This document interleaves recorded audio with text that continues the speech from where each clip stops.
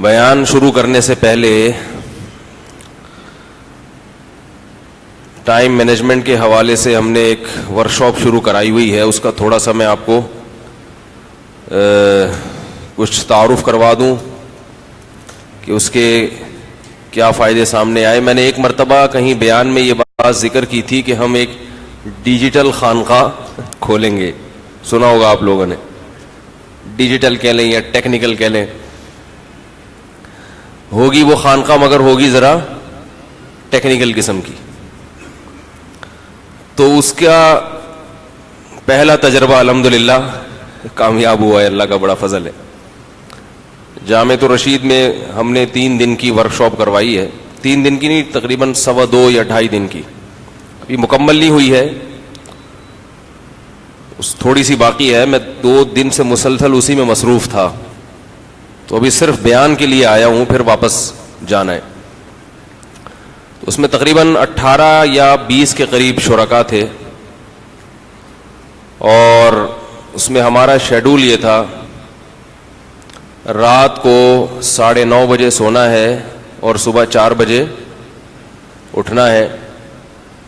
سمجھ رہے ہیں اچھے بچے کیسے کب سوتے ہیں رات کو؟ ویسے تو رات کو جب آپ 9 بجے سو رہے ہیں 10, 11, 12, 1, 2, 5 گھنٹے بہت ہیں. 5 گھنٹے رات سونے کے لیے بہت ہے, تو 2 بجے اٹھنا چاہیے. لیکن یہ بھی سلوک کی پہلی منزل ہے.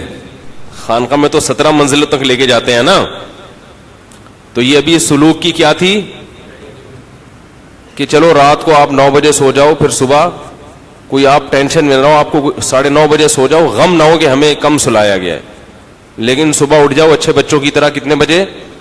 تو الحمدللہ تمام شرکاء کو ہم نے رات کو بلایا تھا, عشاء سے پہلے کھانا کھلایا, عشاء کے فوراً بعد ہم نے ان کو اچھے بچوں کی طرح 18 لڑکے تھے, سب ایجوکیٹڈ, کچھ بیٹھے ہوئے, ان کا میں ابھی تھوڑا سا تعارف بھی کرواؤں گا. آپ آ جائیں آگے. یہ دمام سے آئے ہیں ورکشاپ میں شرکت کرنے کے لیے, بیٹھے ابھی میں بلاتا ہوں آپ کو. تو سارے ماشاءاللہ یونیورسٹیوں کے پڑھے لکھے لڑکے, اور اکثریت ان میں دینداروں کی تھی. دینداروں کا مطلب جو گیٹ اپ دینداروں والا, اکثریت کا ایسا تھا. باقی تو کون دیندار ہے کون نہیں ہے اللہ ہی بہتر جانے. اس میں جو شیخ صاحب تھے, ٹھیک ہے, جو پیر صاحب یعنی ہم جو بنے ہوئے تھے وقتی طور پر, میں نے ان کو پہلے بتا دیا کہ 3 دن کے لیے تمہارا پیر و مرشد کون ہے؟ میں ہوں. اس کے بعد بھلے نہ نہیں ہے, کوئی بھی نہیں ہے, فی الحال آپ کا پیر و مرشد کون ہے؟ ایسا ہی کہا تھا نا بھائی پہلے دن. ان کو مغرب کے بعد سب کو بلایا جامعہ میں. مغرب کے بعد سے ہم نے کہا ہمارا کام کیا ہو گیا ہے سٹارٹ. اب 3, 2.5 دن یا 2.25 دن جو بھی بنتے ہیں, اس میں آپ کے پیر و مرشد کون ہے؟ میں نے کہا فی الحال آپ مجھ سے بیعت ہو. عشاء سے پہلے کھانا کھایا, عشاء کے فوراً بعد اچھے بچوں کی طرح. رات کو جلدی سونا صحت کے لیے انتہائی مفید بھی ہے اور انتہائی ضروری بھی ہے. اگر آپ رات کو دیر سے سونے کے عادی ہیں تو آپ پہ شوگر کا حملہ بہت جلدی کسی بھی وقت ہو سکتا ہے, چاہے آپ ساری زندگی کے لیے چینی چھوڑ دیں. شوگر کی بیماری کا بہت بڑا دخل کس سے ہے؟ یہ تو جسمانی نقصان ہوتا ہے. روحانی نقصان کیا ہوتا ہے کہ آپ کے دن کے کاموں کی ساری برکت ختم ہو جاتی ہے. ہم اسی لیے کام نہیں کر پاتے کہ ہم کاموں کا آغاز لیٹ شروع کرتے ہیں, جبکہ حدیث میں آتا ہے رسول اللہ صلی اللہ علیہ وسلم نے ارشاد فرمایا بورک لامتی فی بکورہا, میری امت کی برکت صبح ارلی ان دا مارننگ رکھ دی گئی ہے. بکور کا مطلب صبح نہیں, ارلی, بالکل صبح کا ابتدائی وقت. جب مرغا جو ہے نا, مرغے کو پتہ چل جاتا ہے کہ اب صبح ہو گئی ہے, تو جب بانکیں دینا شروع کر دیتا ہے نا مرغا, اس کا مطلب اب دن کا آغاز یہ فجر سے پہلے ہوتا ہے, صبح کا وقت شروع. سمجھ رہے ہو کہ نہیں سمجھ رہے؟ تو 4 بجے ماشاءاللہ یہ لوگ اٹھے, آدھا گھنٹہ ان کو تہجد کا دیا گیا. آدھے گھنٹے میں تہجد, دعائیں, جو بھی معمولات ہیں وہ کرنے ہیں. میں نے کہا ساری زندگی نہیں کرنا, لیکن فی الحال کر لو, اللہ نے چاہا تو باقی زندگی میں بھی انشاءاللہ عادت.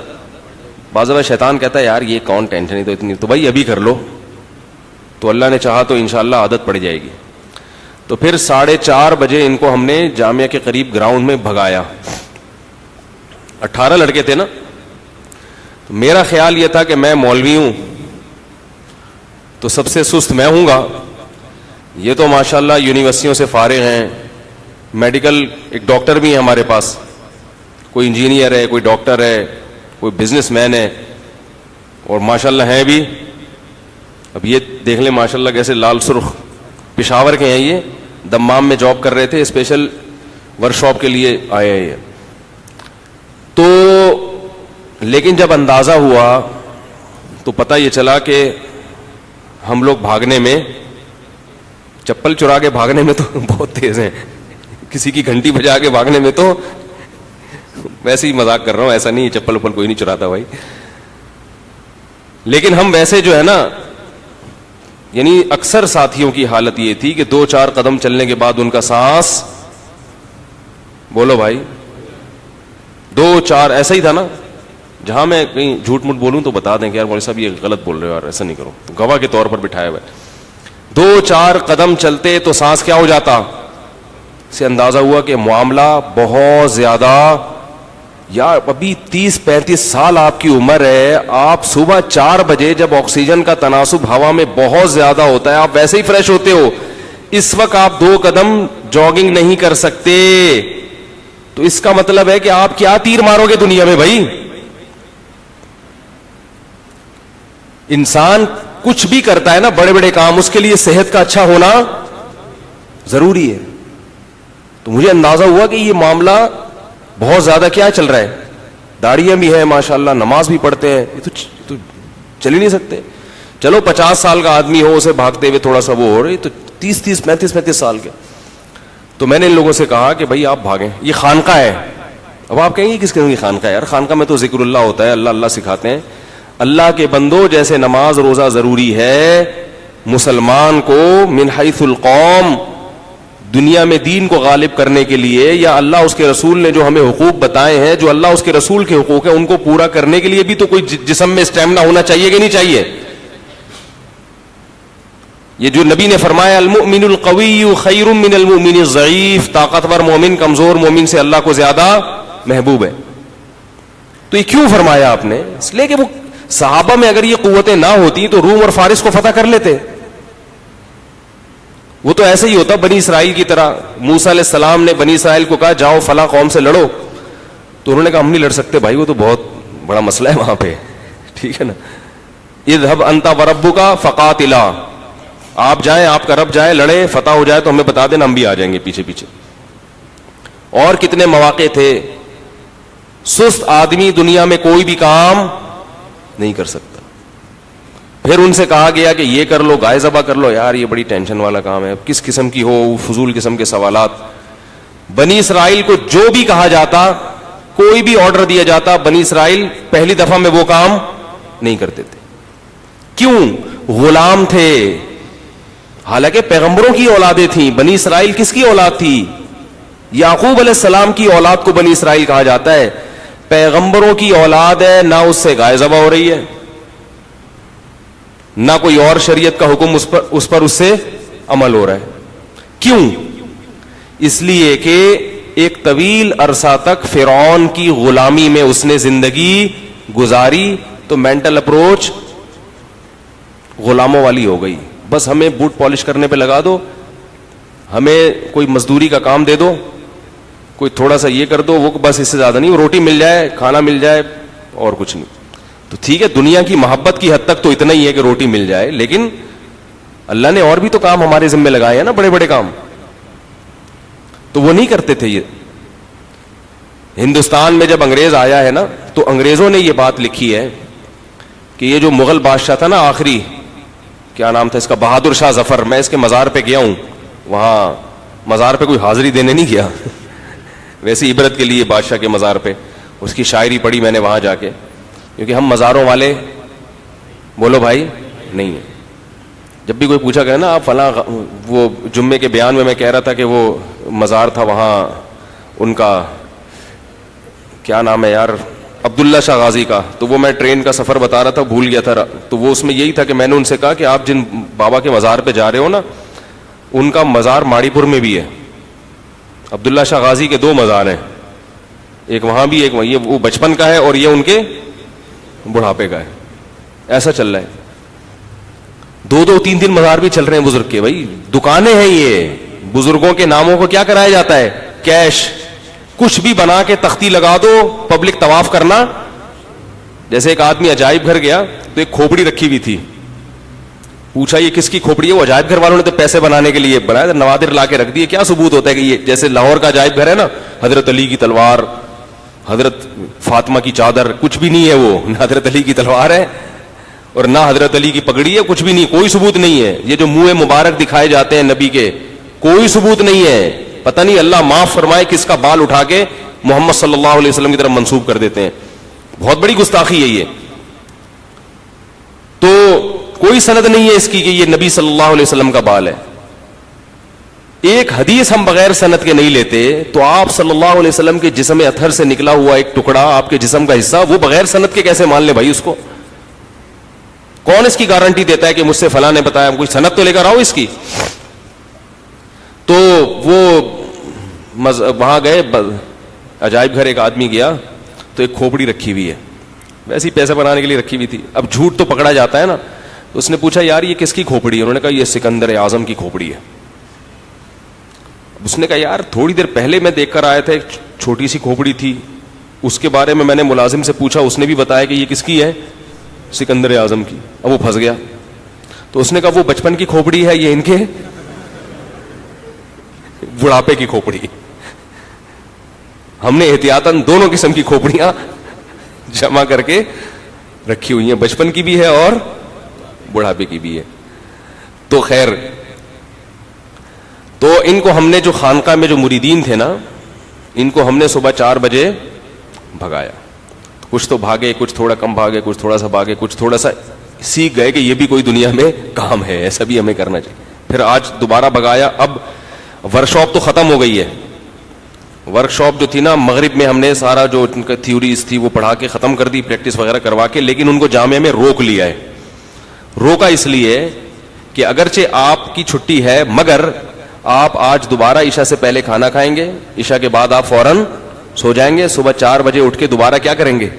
اب میں بھی وہیں جاؤں گا, میں بھی صبح 4 بجے میں وہاں پہنچوں گا. شیخ صاحب نہیں ہو تو پھر فائدہ کیا ہے؟ پیر صاحب سو رہے ہیں خراٹے لے کے, مریدین کیا کر رہے ہیں؟ بھاگ رہے ہیں, کہیں ہمیں مروا رہا ہے. اور میں ایسا شیخ ہوں جو اپنی اصلاح کے لیے یہ کام کر رہا ہوں. ان کو پہلے میں نے بتا دیا کہ میں بھی 17ویں منزل پر نہیں ہوں, میں بھی پہلی منزل پر ہی ہوں. تو مقصد یہ ہے کہ ہم بھی سیکھ لیں گے اس بہانے, آپ کو بھی سکھا دیں گے تو ہم بھی سیکھ لیں گے. تو پہلے ہم نے بتا دیا کہ ہم زیادہ فنٹر گیری کی ضرورت نہیں ہے, ٹھیک ہے, ہم بھی آپ جیسے ہی ہیں, آپ جیسے ہی نالائق ہیں, سب پیر مرید سب ایک جیسے ہیں اس میں. ایسا جب ڈیجیٹل خانقاہ ہے تو پھر اس کے اصول بھی نرالے ہیں نا. عام خانقاہ میں اصول یہ کہ پیر پہنچے ہوئے ہوتے ہیں, مرید وہاں تک پہنچنے کی کوشش کر رہے ہوتے ہیں.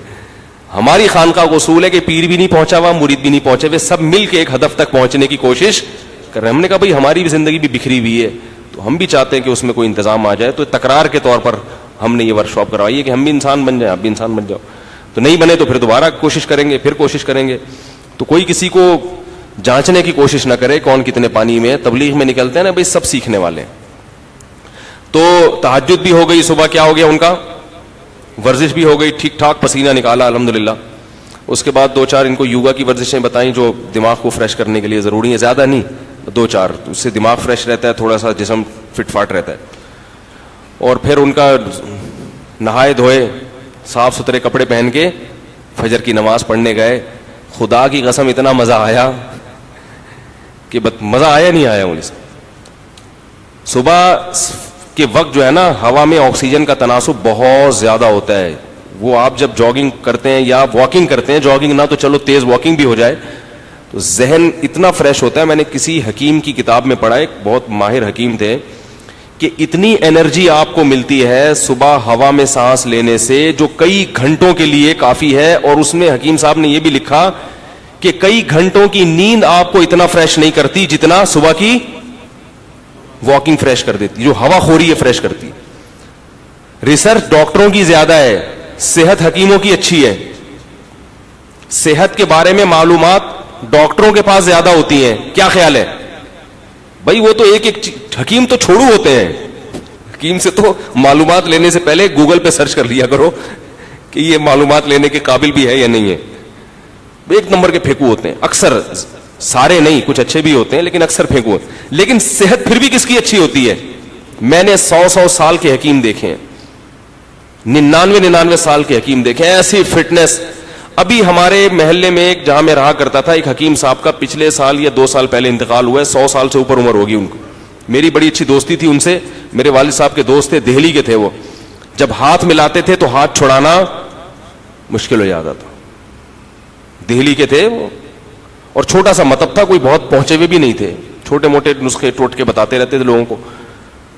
اور اتنے نیک آدمی تھے کہ ان سے اگر علاج نہیں ہوتا تھا نا تو کہتے تھے بھائی میں اس کے علاوہ میرے پاس کوئی علم نہیں ہے, کسی اور کے پاس جاؤ. ورنہ ڈاکٹر یا حکیم کبھی اپنی کم علمی کا اعتراف, وہ تجربے کرتا رہے گا, ٹھوکتا رہے گا, بندہ مر جائے گا, کہیں گا قسمت میں مرنا لکھا ہوا تھا. تو وہ کہہ دیتے تھے بھائی میں اس بیماری کا یہی علاج جانتا ہوں, اس سے زیادہ میری تحقیق نہیں ہے, اب آپ کسی اور کے پاس. تو صحت ایسی تھی کہ ہاتھ پکڑ لیں تو بندہ, اور خوش مزاج. صحت اچھی ہوتی ہے تو انسان خوش مزاج ہوتا ہے نا. لیکن اس کے باوجود ریسرچ ڈاکٹروں کے پاس ہے, مگر مرتے دیر سے کون ہے؟ حکیم. صحت کس کی اچھی ہوتی ہے؟ وجہ اس کی ہے کہ چند بنیادی چیزوں پر حکیم لوگ عمل کرتے ہیں. صحت کے جو چند بنیادی اصول ہیں نا, ان پہ حکیم لوگ کمپرومائز. کیا مطلب؟ رات کو جلدی سونا ہے, صبح جلدی اٹھنا ہے. جبکہ ڈاکٹر لوگ کلینک ہی رات کو 3 بجے بند کر کے آ رہے ہوتے ہیں, اور بھونکتے ہوئے کتے ان کو گھر پہنچاتے ہیں.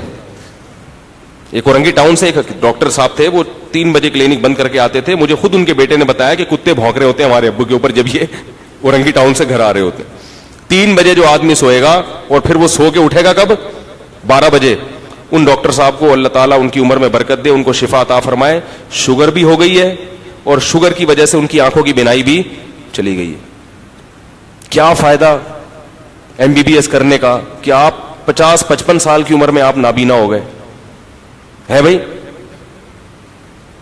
کیوں؟ ریسرچ بہت ہے, شوگر کے بارے میں پوری کتابیں لکھ دیں گے, لیکن رات کو جلدی نہیں سو رہے اور صبح اٹھ نہیں رہے جلدی. بات نہیں آ رہی میرے خیال ہے. تو کیا ہے, ان کو ہم نے صبح جلدی اٹھایا, جاگنگ کرائی, پھر ان کو کچھ اصول چھوٹے موٹے بتائے صحت کے حوالے سے, جو اتنے زیادہ نہیں ہے, جو چھوٹے موٹے معلومات ہیں وہ. اور پھر جو ہمارے جو ناشتہ واشتہ کرتے تھے, پھر ان کی جو ورکشاپ کا ٹائم شروع ہو جاتا تھا, پھر وہ وغیرہ وغیرہ, پورا اسی طرح سے ہمارا شیڈول. پھر عصر کے بعد انہوں نے سوئمنگ کی ہے, جامع میں سوئمنگ پول بھی ہے. عصر سے مغرب تک سوئمنگ ہو گئی ان کی, صبح جاگنگ ہو گئی.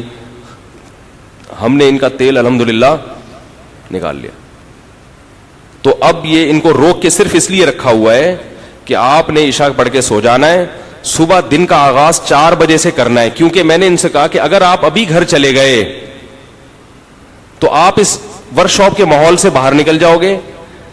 اب آپ نے کیا کرنا ہے, گھر جانے کے بعد, گھر نہیں جانا, یہاں سے اب یوں سمجھنا ہے کہ اب آپ گھر میں رات کو آرام کر رہے ہیں. صبح 4 بجے آپ جاگنگ کر کے نہا دھو کے فجر پڑھیں گے. پھر وہ فجر کے بعد بھی کچھ معمولات بتائے, تلاوت اور ذکر اور اشراق, وہ معمولات بھی اپنی جگہ. وہ معمولات کرنے کے بعد پھر آپ کہاں جائیں گے؟ ڈائریکٹ آفس جائیں گے. سمجھ میں نہیں آ رہی؟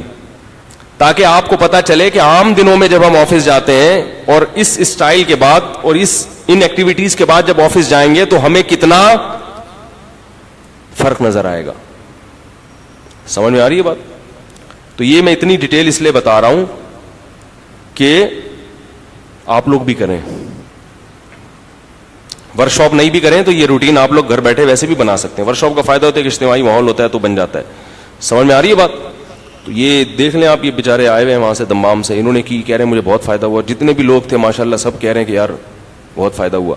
تو ہمارا جو دیندار طبقہ ہے, یہ میں نے اس لیے کیا کہ ہمارے ہاں دین کا جو تصور ہے نا وہ بہت محدود ہے. دیکھو بنی اسرائیل تھے, کچھ بھی نہیں کرتے تھے, صحابہ تھے سب بہت کچھ کر کے چلے گئے. کیونکہ صحابہ میں ایسے لوگ موجود تھے جو گھوڑے سے تیز دوڑنا جانتے تھے, صحابہ تیراکی جانتے تھے, صحابہ گھڑ سواری جانتے تھے, صحابہ راتوں کو کم سوتے تھے. آپ دیکھیں وہ تو رات بھر تہجد پڑھتے رہتے تھے. وہ سلیپ مینجمنٹ جانتے تھے کہ نیند کو کیسے مینج کیا جاتا ہے. وہ قدرتی طور پہ جانتے تھے کہ کون سے اوقات سونے کے ایسے ہیں جن میں تھوڑا سو کے بھی انسان نیند کے جو مقاصد ہیں وہ بھرپور طریقے سے حاصل کر سکتا ہے, اور کون سے ٹائم ایسے ہیں جن میں کئی گھنٹے سوتے رہو مگر پھر بھی تھکاوٹ ہوگی. سونا جو ہے نا اس کے بھی ٹائمنگ ہے, اوقات ہیں. خلاصہ میں بتا دیتا ہوں سونے کے بارے میں. رات کو جلدی سوئیں اور پھر جلدی اٹھ جائیں, اور اگر فجر سے پہلے تھکاوٹ میں ہو تو فجر سے پہلے تھوڑی دیر کے لیے دوبارہ سو جائیں. سمجھ میں آ رہی ہے بات؟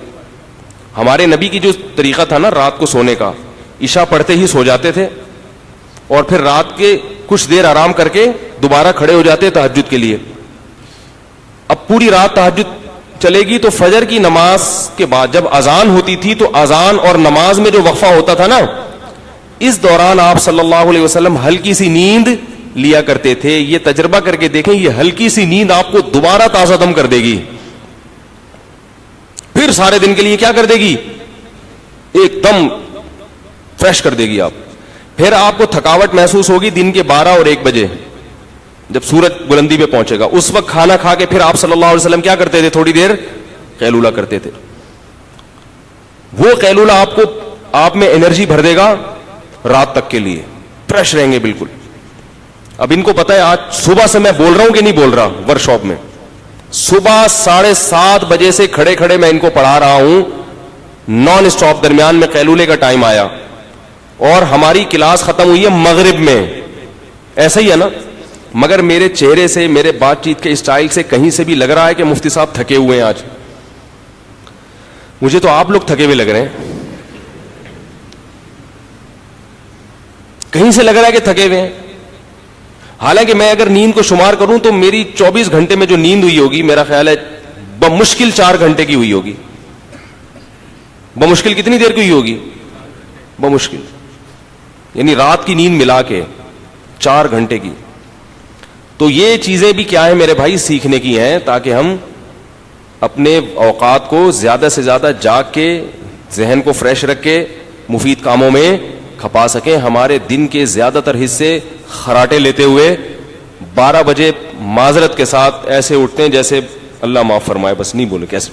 کوئی 11 بجے اٹھ رہا ہے, کوئی 10 بجے اٹھ رہا ہے, منہ دھوتا ہے, پھر جا کے 10 بجے اٹھے گا, ناشتہ واشتہ کر کے آفس پہنچے گا, 1 بجے پھر ٹون ہونا شروع ہو جائے گا, تھکاوٹ شروع ہو جائے گی, کیونکہ دوپہر کا وقت تھکاوٹ کا ہوتا ہے, پھر دماغ میٹر شارٹ ہونا شروع ہو جائے گا. تو یہ عجیب سا لائف جو ہے نا ہماری گزر رہی ہے. تو اللہ کا بڑا فضل ہے, یہ عثمان بھائی نے کروائی ہے مجھ سے گن پوائنٹ پہ کہ یار کرا دیں اب. تو اس کے الحمدللہ بہت اچھا رزلٹ سامنے آیا. ایک تھوڑا سا مجھے خود بہت فائدہ ہوا, کیونکہ میں بھی سستی کا شکار ہو گیا تھا, میری بھی روٹین ساری خراب ہو گئی تھی. اور ایک بات یاد رکھو, اگر کبھی آپ کو خیال ہو نا کچھ کام ایسے جو رات ہی کو کرنے کے ہیں, تو اس میں پھر بجائے اس کے کہ آپ عشاء کے بعد کریں, آپ عشاء کے بعد سو جائیں, رات کو 2 بجے اٹھ کے شروع کر دیں وہ کام. اس لیے جو ٹائم لینڈر والے ہیں نا سلیمان احمد صاحب, یہ ساری ترتیب انہی نے ہم کو بتائی ہے, اور یہ قرآن و حدیث سے ثابت ہے یہ سب. تو میں نے ایک دن فون کیا ملاقات کے لیے, میں نے کہا ملاقات کرنا چاہتا ہوں, تو کہہ رہے ہیں صبح 2 بجے انشاءاللہ میں آپ سے ملاقات کروں گا. ٹھیک صبح کتنے بجے؟ 2 بجے. واقعی ایک آدمی 9 بجے سو کے یا 9:30 بجے سو کے صبح 2 بجے تو اس کو لگتا ہے کہ صبح 2 بج رہا ہوں, اتنا فریش ہوتا ہے. اب آپ کے پاس پوری رات چاہے تہجد پڑھیں, چاہے اپنا کوئی لیپ ٹاپ لے کے آفس کا کام کر لیں اس میں, اور فجر سے پہلے 5-10 منٹ کے لیے آپ دوبارہ سو جائیں. آ رہی ہے سمجھ میں کہ نہیں آ رہی؟ امیدیں آ رہی ہوگی انشاءاللہ. تو اب میں وہ بیان کرتا ہوں وہ کہاں سے آج چل رہی تھی, قرآن مجید کی آج. یہ اصل بات جو رہ گئی کہ بھائی یہ دیندار کے لیے اس لیے ضروری ہے, ویسے تو بے دین ہو دیندار ہو سب کے لیے ضروری ہے. یہ ایکٹیویٹی پر آپ آئیں گے نا تو خود بخود دین بھی آپ کی زندگی میں آنا شروع ہو جائے گا. جب 4 بجے اٹھ کے ورزش کرو گے تو آدمی کہے گا یار آپ فجر بھی پڑھ لو یار ٹھیک ہے نا, کیا جا رہا ہے. اور میں آپ کو بتا دوں, ایک دن یہ کر کے دیکھیں, مزہ نہ آئے نا تو جتنے پیسے میں نے لیے آپ مجھ سے واپس لے لیں, مزہ بہت آئے گا انشاءاللہ. بہت سارا دن آپ کا اتنا اچھا گزرے گا, آپ کی آنکھوں میں روشنی آپ کو زیادہ محسوس ہوگی. تو یہ دینداروں کے لیے اس لیے ضروری ہے کہ ہمارے ہاں نمازی بھائی, حاجی اور عمرہ کرنے والے سست مشہور ہو گئے ہیں پوری دنیا میں. گھر میں جو بچہ دیندار ہوتا ہے سب سے زیادہ سست, کیا خیال ہے, وہی ہوتا ہے. اچھا بھلا محلے کا ہیرو بنا ہوا پھر رہا ہوتا ہے, نماز روزے میں لگا تو بالکل ہر کام سے گیا, سوتا رہتا پڑا ہوا. تو اس کو کنٹرول کرنے کی ضرورت ہے ہم سب کو ہے. یہ روٹین. اور یہ غیر مسلم اس طرف آ رہے ہیں. چائنا میں پتہ ہے آپ کو, انہوں نے پوری مہم چلائی, انہوں نے ریسرچ کی کہ کام کے اوقات صبح ہیں, صبح ان کی یہ ریسرچ ہے میڈیکل, یعنی جو ان کے جو ماہرین ہیں نا وہ بھی یہی کہتے ہیں کہ صبح کے وقت میں کام میں برکت ہوتی ہے. یہ وہ بھی اس کے قائل ہو گئے ہیں. تو چائنا میں پوری ایک مہم چلی تھی ان کی حکومت کی طرف سے کہ قوم کو صبح جلدی اٹھنے کا عادی بناؤ. مہم چلی, اس کے بعد انہوں نے پوری قوم کو صبح جلدی اٹھنے کا عادی بنا دیا. لہذا وہ پورا چائنا, جو لوگ چائنا میں رہتے ہیں وہ جا کے دیکھ لیں, فجر سے پہلے ان کے کام شروع ہو جاتے ہیں, فجر سے پہلے ان کی ایکٹیویٹی شروع ہو جاتی ہیں. یہ گریک کلب ہے نا یہاں سلیمان احمد صاحب کوئی ورک شاپ کروا رہے تھے, تو ہم گئے وہاں پر رہنے 3 دن کے لیے. تو اس کے قریب میں چائنیز آئے ہوئے تھے, غیر مسلم ہے, لیکن ہم یہ دیکھتے تھے کہ وہ فجر سے پہلے اٹھ کے اپنے کام, فجر سے پہلے اٹھ کے ایکسرسائز کرتے ہیں, پھر باقی اپنے کام کا شروع کر دیتے ہیں. تو غیر مسلموں کو یہ چیزیں سمجھ میں آ گئیں. ابھی کسی نے بتایا کہ دبئی میں ایک گورے نے کسی کو کہا, جن کو کہا انہوں نے بتایا کہ مجھ سے گورا کہہ رہا تھا کہ یار تمہارے مذہب میں تو یہ ہے کہ صبح جلدی اٹھنا چاہیے, تو یہ پورا دبئی سوتا کیوں ہے 11 بجے تک؟ یہ تو عرب لوگ ہیں. اس نے کہا ہم جلدی اٹھتے ہیں اور یہ پڑے ہوئے سو رہے ہیں, جبکہ تمہارے مذہب میں تو نبی نے فرمایا بوری کلی امتی فی بکوریہا, اللہ نے میری امت کی برکت صبح کے وقتوں میں رکھی ہے. باقی اس میں بہت سارے اشکالات ہیں. پونی جسے کہا جاتا ہے کہ یار صبح ہم اٹھ کے بیٹھ جائیں گے تو سارا گھر تو سو رہا ہوگا, ہم کیا کریں گے, نہ دکان کھول سکتے ہیں نہ آفس جا سکتے ہیں. تو جب آپ ورک شاپ میں آئیں گے تمام پونیاں آپ کے دلوں سے یہ اشکالات انشاءاللہ نکالیں گے کہ صبح کیا کیا گیا تھا. سمجھ گئے؟ اب میں جلدی سے مختصر بیان کرتا ہوں. تو بات یہ سوالات دے دیں, میرا خیال ہے آج بہت زیادہ ہیں, تو پھر آج بیان رہنے دیں. ویسے بھی اگر بیان شروع کر دیا تو وقت بہت زیادہ ہو جائے گا. جہری نمازوں میں تو سورہ اعراف کے مطابق امام کے پیچھے مقتدی کو قراءت نہ کرنے کا جواز ثابت ہوتا ہے, لیکن سری نمازوں میں لوگ امام کے پیچھے سورہ فاتحہ کیوں نہیں پڑھتے, جبکہ حدیث میں تو سکتہ دینے کا بھی حکم ملتا ہے. پھر امام سورہ فاتحہ پڑھنے کے لیے سکتہ کیوں نہیں کرتا؟ امام احمد ابن حنبل فرماتے ہیں کہ میں نبی سے صرف ایک سکتے کو جانتا ہوں جو شروع میں کیا جاتا ہے. راجح قول کے مطابق جو سورہ فاتحہ اور سورت کے درمیان جو سکتہ ہے اس کا حدیث میں تذکرہ نہیں ملتا. رہا یہ مسئلہ کہ سورہ اعراف میں جو حکم ہے کہ جب امام قرات کرے تو تم خاموش, یعنی جب بھی کوئی قرات کرے تو تم خاموش ہو جاؤ, تو چلو جہری نمازوں میں تو ہم خاموش ہو جائیں, سری کے بارے میں تو یہ آیت نہیں ہے نا, کیا خیال ہے؟ تو میں نے پہلے بتایا تھا کہ سری کے بارے میں صحیح حدیث ہے. رسول اللہ صلی اللہ علیہ وسلم نے ارشاد فرمایا من کان لہ امام فقراءۃ الامام لہ قراءہ, جس شخص کا کوئی امام ہو تو امام کی قراءت مقتدی کے لیے کافی ہے. تو یہ حدیث جہری کو بھی شامل ہے اور سری کو بھی. اور ناصر الالبانی رحمہ اللہ جو اہل حدیث عالم تھے, سلفی تھے, انہوں نے بھی اس حدیث کو صحیح قرار دیا ہے. سمجھ رہے ہو؟ دوسری حدیث کہ دوسری ایک بات یہ کہ جو حضرات یہ کہتے ہیں کہ حدیث میں آتا ہے کہ لا صلاۃ لمن لم یقرأ بفاتحۃ الکتاب, جو شخص سورہ فاتحہ نہیں پڑھتا اس کی نماز نہیں ہوتی, یہ ہے نا حدیث میں. تو یاد رکھو پوری حدیث یہ نہیں ہے, پوری حدیث میں صحیح مسلم میں ہے من لم یقرأ بفاتحۃ الکتاب فصاعدا, جو سورہ فاتحہ پلس آگے سورت نہیں ملاتا اس کی نماز بولو بھائی نہیں ہوتی. پوری حدیث یوں ہے, لیکن یہ الفاظ چونکہ بخاری میں نہیں ہے, یہ مسلم میں ہے, تو بخاری کی روایت تو بتائی جاتی ہے, مسلم والی روایت جو کمپلیٹ ہے وہ ذکر نہیں کی جاتی. تو الفاظ حدیث کے کیا ہوئے؟ جو فاتحہ نہیں پڑھتا اور آگے مزید قرات نہیں کرتا. تو جب آپ امام کے پیچھے کھڑے ہوتے ہو تو سب اس کے قائل ہیں کہ قرات جو فاتحہ کے بعد والی قرات ہے وہ نہیں کرنی. سمجھ رہے ہیں نا؟ چاہے جہری نماز ہو چاہے سری نماز ہو, اس قرات کا کوئی بھی قائل نہیں, جبکہ حدیث میں آتا ہے کہ اس قرات کے بغیر نماز ادا نہیں ہوتی. پتہ چلا کہ وہ امام اگر وہ قرات کر لے تو گویا آپ نے قرات کر لی ہے وہ, کیونکہ امام کی قرات مقتدی کے لیے کافی ہے. اسی طرح ہم یہ کہتے ہیں, امام ابو حنیفہ رحمہ اللہ کا یہ مذہب ہے کہ اسی طرح یہ جو حدیث میں آتا ہے جو فاتحہ نہیں پڑھتا اس کی نماز نہیں ہوتی, تو جب امام نے فاتحہ پڑھ لی تو مقتدی نے بھی حکمن پڑھ لی, اس کو نہ پڑھنے والا کہہ ہی نہیں سکتے, کیونکہ امام فاتحہ کے حق میں نمائندہ بن گیا ہے. کس کا؟ بولو بھائی, مقتدیوں کا.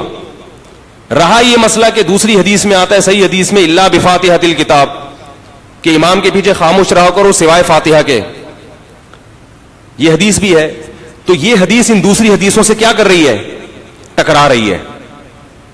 یہ دوسری حدیثیں بھی تو بالکل صحیح ہیں. صحیح ہے, مسلم کی حدیث ہے, انما جعل الامام لیؤتم بہ, امام کو امام اس لیے بنایا جاتا ہے کہ اس کی اقتداء کی جائے. فَإِذَا كَبَّرَ فَكَبِّرُوا, جب تکبیر کہے تو تم بھی تکبیر کہو. وَإِذَا قَرَأَ فَأَنصِتُوا, قراءت شروع کرے تو خاموش ہو جاؤ. وَإِذَا قَالَ وَلَا الضَّالِّينَ, جب وَلَا الضَّالِّينَ کہے تو آمین کہو. وَإِذَا رَكَعَ فَارْكَعُوا, جب رکوع کرے تو رکوع کرو. تو یہاں اس میں بتا دیا کہ امام کی ذمہ داری ہے فاتحہ پڑھنا اور مقتدی کی ذمہ داری اس پر آمین کہنا. پھر قرآن کی جو آیت ہے وہ بھی علی الاطلاق ہے. اور پھر یہ جو حدیث ہے من کان لہ امام فقراۃ الامام لہ قراءۃ, یہ بھی عام ہے. لہذا وہ جو حدیث ہے جس میں آتا ہے کہ سوائے فاتحہ کے, وہ حدیث ان حدیثوں سے کیا کر رہی ہے؟ ٹکرا رہی ہے. تو اب کسی مجتہد نے اس کو اصل لے کے دوسری میں تعویل کر لی, کسی نے اس کو بنیاد بنا کے اس میں تعویل کر لی. تو کسی بھی مجتہد پر آپ الزام بولو بھائی نہیں لگا سکتے. دونوں کا مقصد حدیثوں پر عمل کرنا ہے. الزام اس پر لگائیں گے جو ایک رائے کو غلو کر رہا ہے اور دوسروں کو بے وقوف قرار دے رہا ہے, جیسے کہ انجینئر علی مرزا. ایسے ایسے فتنے جو پیدا ہو رہے ہیں, یہ کیا ہے؟ اس امت میں توڑ پیدا کرنے کا, امت کو غیر ضروری کاموں میں الجھانے کا ذریعہ ہے. یا توصیف الرحمان راشدی, یہی نام ہے نا اس کا, کچھ اور نام ہے. یہ سب فتنہ ہے امت کے لیے, یہ محقق نہیں ہے. مجھے لوگ ان کے جب کلپ بھیجتے ہیں نا کہ سنیں, اللہ کی قسم مجھ سے نہیں سنا جاتا. میں کہتا ہوں ان کو پہلے بولنے کی تمیز سکھاؤ کہ بات کیسے کی جاتی ہے, علمی مسائل پر گفتگو کیسے کی جاتی ہے. میں حیران ہوتا ہوں یہ آپ کے اندر اتنا اسٹیمنا کیسے, آپ پورا کلپ سن کیسے لیتے ہیں. علمی مسائل ہیں تو ان پہ دوسرے کا ادب احترام ملحوظ رکھتے ہوئے, بہت ادب احترام کے ساتھ کہ یار وہ امام ابو حنیفہ کا مذہب ہے, کہیں میرے اسٹائل سے ایسا نہ ہو کہ ان کی تنقید لازم آ رہی ہو. بہت احترام سے ایک رائے انسان رکھتا ہے, کہتا ہے یہ دوسری رائے بھی ہے تو میری نظر میں یہ ترجیح. اول تو آپ اتنے بڑے فنٹر تھوڑی ہیں کہ آپ کہیں میری نظر میں اس کو ترجیح ہے. آپ تو محقق ہے ہی نہیں, آپ کیسے کہہ سکتے ہیں میری نظر میں. آپ یہ بتا سکتے ہیں کہ بھئی یہ بھی رائے ہے اور یہ بھی رائے ہے, اس کے یہ دلائل ہیں, اس کے یہ دلائل ہیں. تو یہ لوگ فتنہ ہے, چیخنا ایسا. وہ توصیف الرحمان کا تو جب بھی کلپ آتا ہے مجھے لوگ کہتے ہیں جواب نے, تو میں کہتا ہوں یار میرے اندر اس کو سننے کی صلاحیت, ہاں ہو ہی ہاں حضرت علی نے فرمایا, تو حضرت علی نے اتنی زور سے فرمایا تھا. قرآن میں یہ بھی تو آتا ہے وغضض من صوتک, اپنی آوازوں کو بس کرو.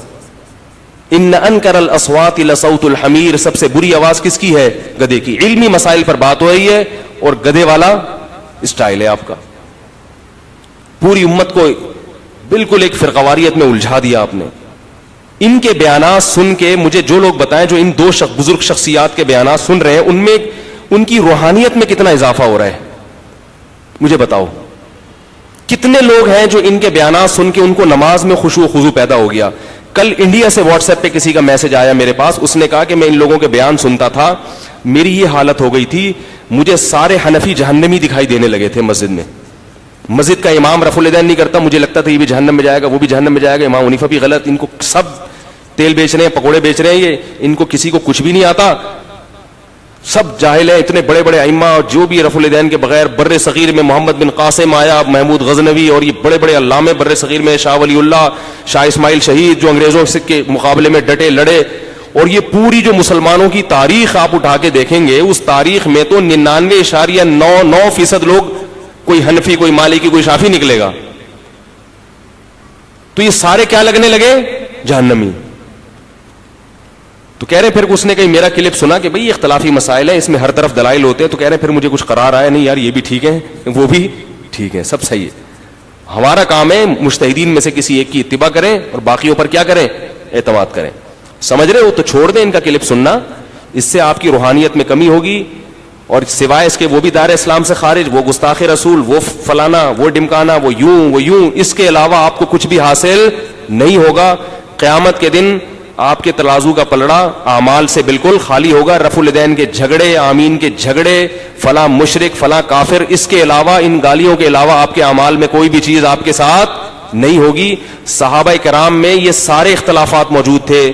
مصنف ابن ابی شیبہ کی بالکل صحیح سندوں میں کی روایت ہے کہ بعض صحابہ ہاتھ چھوڑ کے نماز پڑھتے تھے, بعض ہاتھ باندھ کے نماز پڑھتے تھے, بعض رفع الیدین کرتے تھے, بعض رفع الیدین نہیں کرتے تھے, مگر ایک چیز سب پہ کامن تھی کہ نماز میں روتے سب تھے, نمازوں میں دل سب کا لگتا تھا. تہجد میں لمبی لمبی تہجد کی نمازیں پڑھتے تھے. وطر کوئی ایک رکعت کا قائل تھا, کوئی ایک رکعت کو جائز نہیں سمجھتا, 3 رکعت وطر کا قائل تھا. لیکن جو ایک رکعت کے قائل تھے وہ بھی ایک ایک رکعت میں پورے قرآن پڑھ لیا کرتے تھے, جو 3 رکعت کے قائل تھے وہ بھی تیسری رکعت میں پورے قرآن پڑھ لیا کرتے تھے. اتنا کیونکہ اس وقت اس قسم کے کلپ مارکیٹ میں بولو بھائی نہیں آئے تھے. تو اپنی صلاحیتوں کو برباد مت کرو ان جھگڑوں میں. ہر جو بھی کسی مجتہد کا قول ہے تو یقین کر لو اس کے پیچھے کوئی نہ کوئی دلیل ہے, ورنہ یہ مجتہد ایسی بات نہ کرتے. سمجھ رہے ہو؟ تو یہ جو روایت ہے نا, یہ جو میں نے بتائی بخاری کی روایت, یہ جو روایت ہے جس میں آتا ہے کہ سوائے فاتحہ کے, تو یہ چونکہ دوسری روایت سے ٹکرا رہی ہے لہذا اس کو یا تو منسوخ قرار دیا گیا ہے یا اس میں تعویل کی گئی ہے, کیونکہ آگے الفاظ میں آتا ہے اقرأ بہا فی نفسک, کہ اپنے نفس میں پڑھو. تو نفس کا معنی دل بھی ہوتا ہے. تو بعض ائمہ نے اس کی تعویل یہ کی ہے کہ اس سے مراد ہے دل میں اس کے معنی مفہوم پہ اچھی طرح غور کرو. تو ویسے تو باقی صورتوں کے بارے میں بھی غور کرنا ہے, لیکن اس کے بارے میں زیادہ تاکید ہے. تو اقرأ بہا فی نفسک کے الفاظ ہیں. پھر بھی اس پہ بہت کچھ ہے. اگر کسی نے تحقیق کرنی ہے نا تو ایک کلپ سے تحقیق نہ کرے. اس کے بارے میں مولانا سرفراز خان صفدر صاحب کی کتاب ہے فاتحۃ الکلام خاتمۃ الکلام فی القراءۃ خلف الامام, وہ کتاب پوری پڑھیں. ایک صاحب نے مجھے کہا بخاری کے حوالے نہیں دے رہے, اپنے بزرگوں کی کتابوں کے حوالے دے رہے ہو. تو اللہ کے بندو اس میں حدیثوں ہی کے حوالے سے انہوں نے ثابت کیا ہے. آپ بھی تو یوٹیوب کے حوالے دے رہے ہو, انجینئر کے حوالے. تو جب آپ مجھے انجینئر کے حوالے دیتے ہو تو میں کہتا ہوں انجینئر کون ہوتا ہے, تو آپ فوراً یہ کہتے ہو نا کہ انجینئر نے حدیث کوٹ کی ہے. تو میں بھی کہہ رہا ہوں مولانا سرفراز خان صفدر صاحب نے جو کتاب لکھی ہے اس میں کیا کوٹ کیا ہے, تورات اور انجیل سے نہیں لکھی, وہ سب حدیثوں سے مزین ہے. اس میں پورے دلائل یہ تحقیق ثابت کی ہے کہ راجح قول قرآن و سنت کی روشنی میں یہ ہے کہ امام کے پیچھے فاتحہ نہ پڑھی جائے. وہ پوری کتاب پڑھ لیں آپ اگر تحقیق کرنے کا شوق ہے. پھر بھی ہم کہتے ہیں, ہماری تو رائے یہی ہے کہ نہیں پڑھنی چاہیے, پھر بھی ہم پڑھنے والوں پر کیچڑ بولو بھائی نہیں اچھالتے. ٹھیک ہے بھائی, ہماری تحقیق یہی ہے کہ رفع الیدین نہ کرنا بہتر ہے, کرنے والوں پر کیچڑ نہیں اچھالتے. وہی دونوں طرف دلائل ہیں. یہ جو کہتے ہیں نا کہ رفع الیدین کی حدیثیں کم ہیں, کرنے کی حدیثیں زیادہ ہیں, یہ کوئی اصول ہی نہیں ہے کہ جس چیز کی حدیثیں زیادہ ہو وہ کرنا چاہیے, جس کی کم ہو یہ اصول ہی نہیں ہے. جو کرنے کی چیز ہوتی ہے اس کو بیان کیا جاتا ہے. رفع الیدین کرنے کی چیز تھی تو صحابہ نے اس کو بیان کیا. جب آپ نے بغیر رفع الیدین کے نماز پڑھی تو جو وہ نئی کام رفع الیدین نہیں کیا نا, تو اس کو ہائی لائٹ نہیں کیا گیا. اس کا پھر صحابہ کے فتاوی سے پتہ چلتا ہے, تابعین کے عمل سے پتہ چلتا ہے. اب اگر احناف نے اس میں عبداللہ بن مسعود کے عمل کو لے لیا کہ یار ساری زندگی نبی کے ساتھ رہے ہیں اور وہ رفع الیدین کے بغیر نماز پڑھتے تھے اور اس پر روایات کی ہمیں ضرورت نہیں ہے, عبداللہ بن مسعود کا عمل تواتر کے ساتھ چلا آ رہا ہے, تو اتنے بڑے فقیہ جب 24 گھنٹے نبی کے ساتھ رہنے والے اگر وہ نہیں کر رہے تو یہ ہم اس میں ابن مسعود کی تقلید نہیں کر رہے, اس میں نبی کی تقلید ہو رہی ہے. ان کا عمل اس بات کی دلیل سمجھا گیا ہے کہ یار رسول اللہ صلی اللہ علیہ وسلم ہوں گے. اس پہ پھر بعض لوگوں کو اشکال ہوگا کہ عبداللہ بن مسعود تو تطبیق کیا کرتے تھے, رکوع میں گھٹنوں کے درمیان ہاتھ رکھ کے رکوع کرتے تھے, تو پھر ان کا یہ عمل بھی اس کی دلیل ہونی چاہیے. تو بھائی عبداللہ بن مسعود کے کسی شاگرد نے اس عمل میں عبداللہ بن مسعود کو فالو نہیں کیا اور عبداللہ بن مسعود نے ان کو تنبیہ بھی نہیں کی. تو یہ اس کی علامت ہے کہ عبداللہ بن مسعود خود اس عمل کو اتنی ویلیو نہیں دیتے تھے. وہ جانتے تھے کہ نبی کی یہ سنت متروک ہو چکی ہے, لیکن انہیں اس نیت سے کیا ہوگا کہ بھئی یہ بھی ایک عمل ہے تاکہ لوگوں کے سامنے یہ بھی زندہ رہے. لیکن رفع الیدین کے معاملے میں عبداللہ بن مسعود کے جتنے شاگرد ہیں وہ سب ترک رفع الیدین کے قائل ہیں. پورا اہل کوفہ جو عبداللہ بن مسعود اور حضرت علی سے جن کا سلسلہ جا کے ملتا ہے وہ تمام کے تمام کس کے قائل رہے ہیں, رفع الیدین نہ کرنا. اگرچہ ان میں بعض سے احیاناً رفع الیدین کرنا بھی ثابت ہے, تو ہم بھی کوئی حرام تھوڑی کہتے ہیں, ہم کہتے ہیں نہ کرنا افضل ہے, اگر کبھی کوئی کر لے تو بھی ٹھیک ہے. ایک صاحب مجھے کہے آپ کر کے دکھائیں, میں نے کہا آ جاؤ ابھی کر کے دکھاتا ہوں, نماز پڑھ لیتا ہوں. اس میں کتنا ٹائم لگتا ہے یار, یہ کوئی اتنا بڑا مسئلہ تھوڑی ہے. تو بنا لیا ہے اس کو. کیا ہو رہا ہے شام میں, حالات کیا چل رہے ہیں مسلمانوں کے, فلسطین میں کیا حالات چل رہے ہیں, اور پوری دنیا میں کیا مسلمانوں کے حالات چل رہے ہیں. فجر پڑھتا نہیں ہے ایک آدمی, مگر رفع الیدین کی تقریریں اس کو اچھی طرح رٹی ہوئی ہیں. تو چھوڑ دو ان مسائل میں مت پڑھو, یہ ہو چکے ہیں.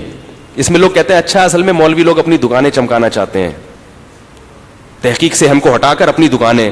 تو یہ بھی تو ممکن ہے جو تمہیں تحقیق میں لگا رہا ہے وہ اپنی دکان چمکانا چاہتا ہو, کیونکہ پوری تحقیق آپ نہیں کر سکتے, آپ کو اس کی حوالوں پر اعتماد کرنا پڑتا ہے. یہ بھی تو ممکن ہے. دکان وہ چمکاتا ہے جو پوری امت سے ہٹا کے اپنی طرف کھینچ رہا ہے.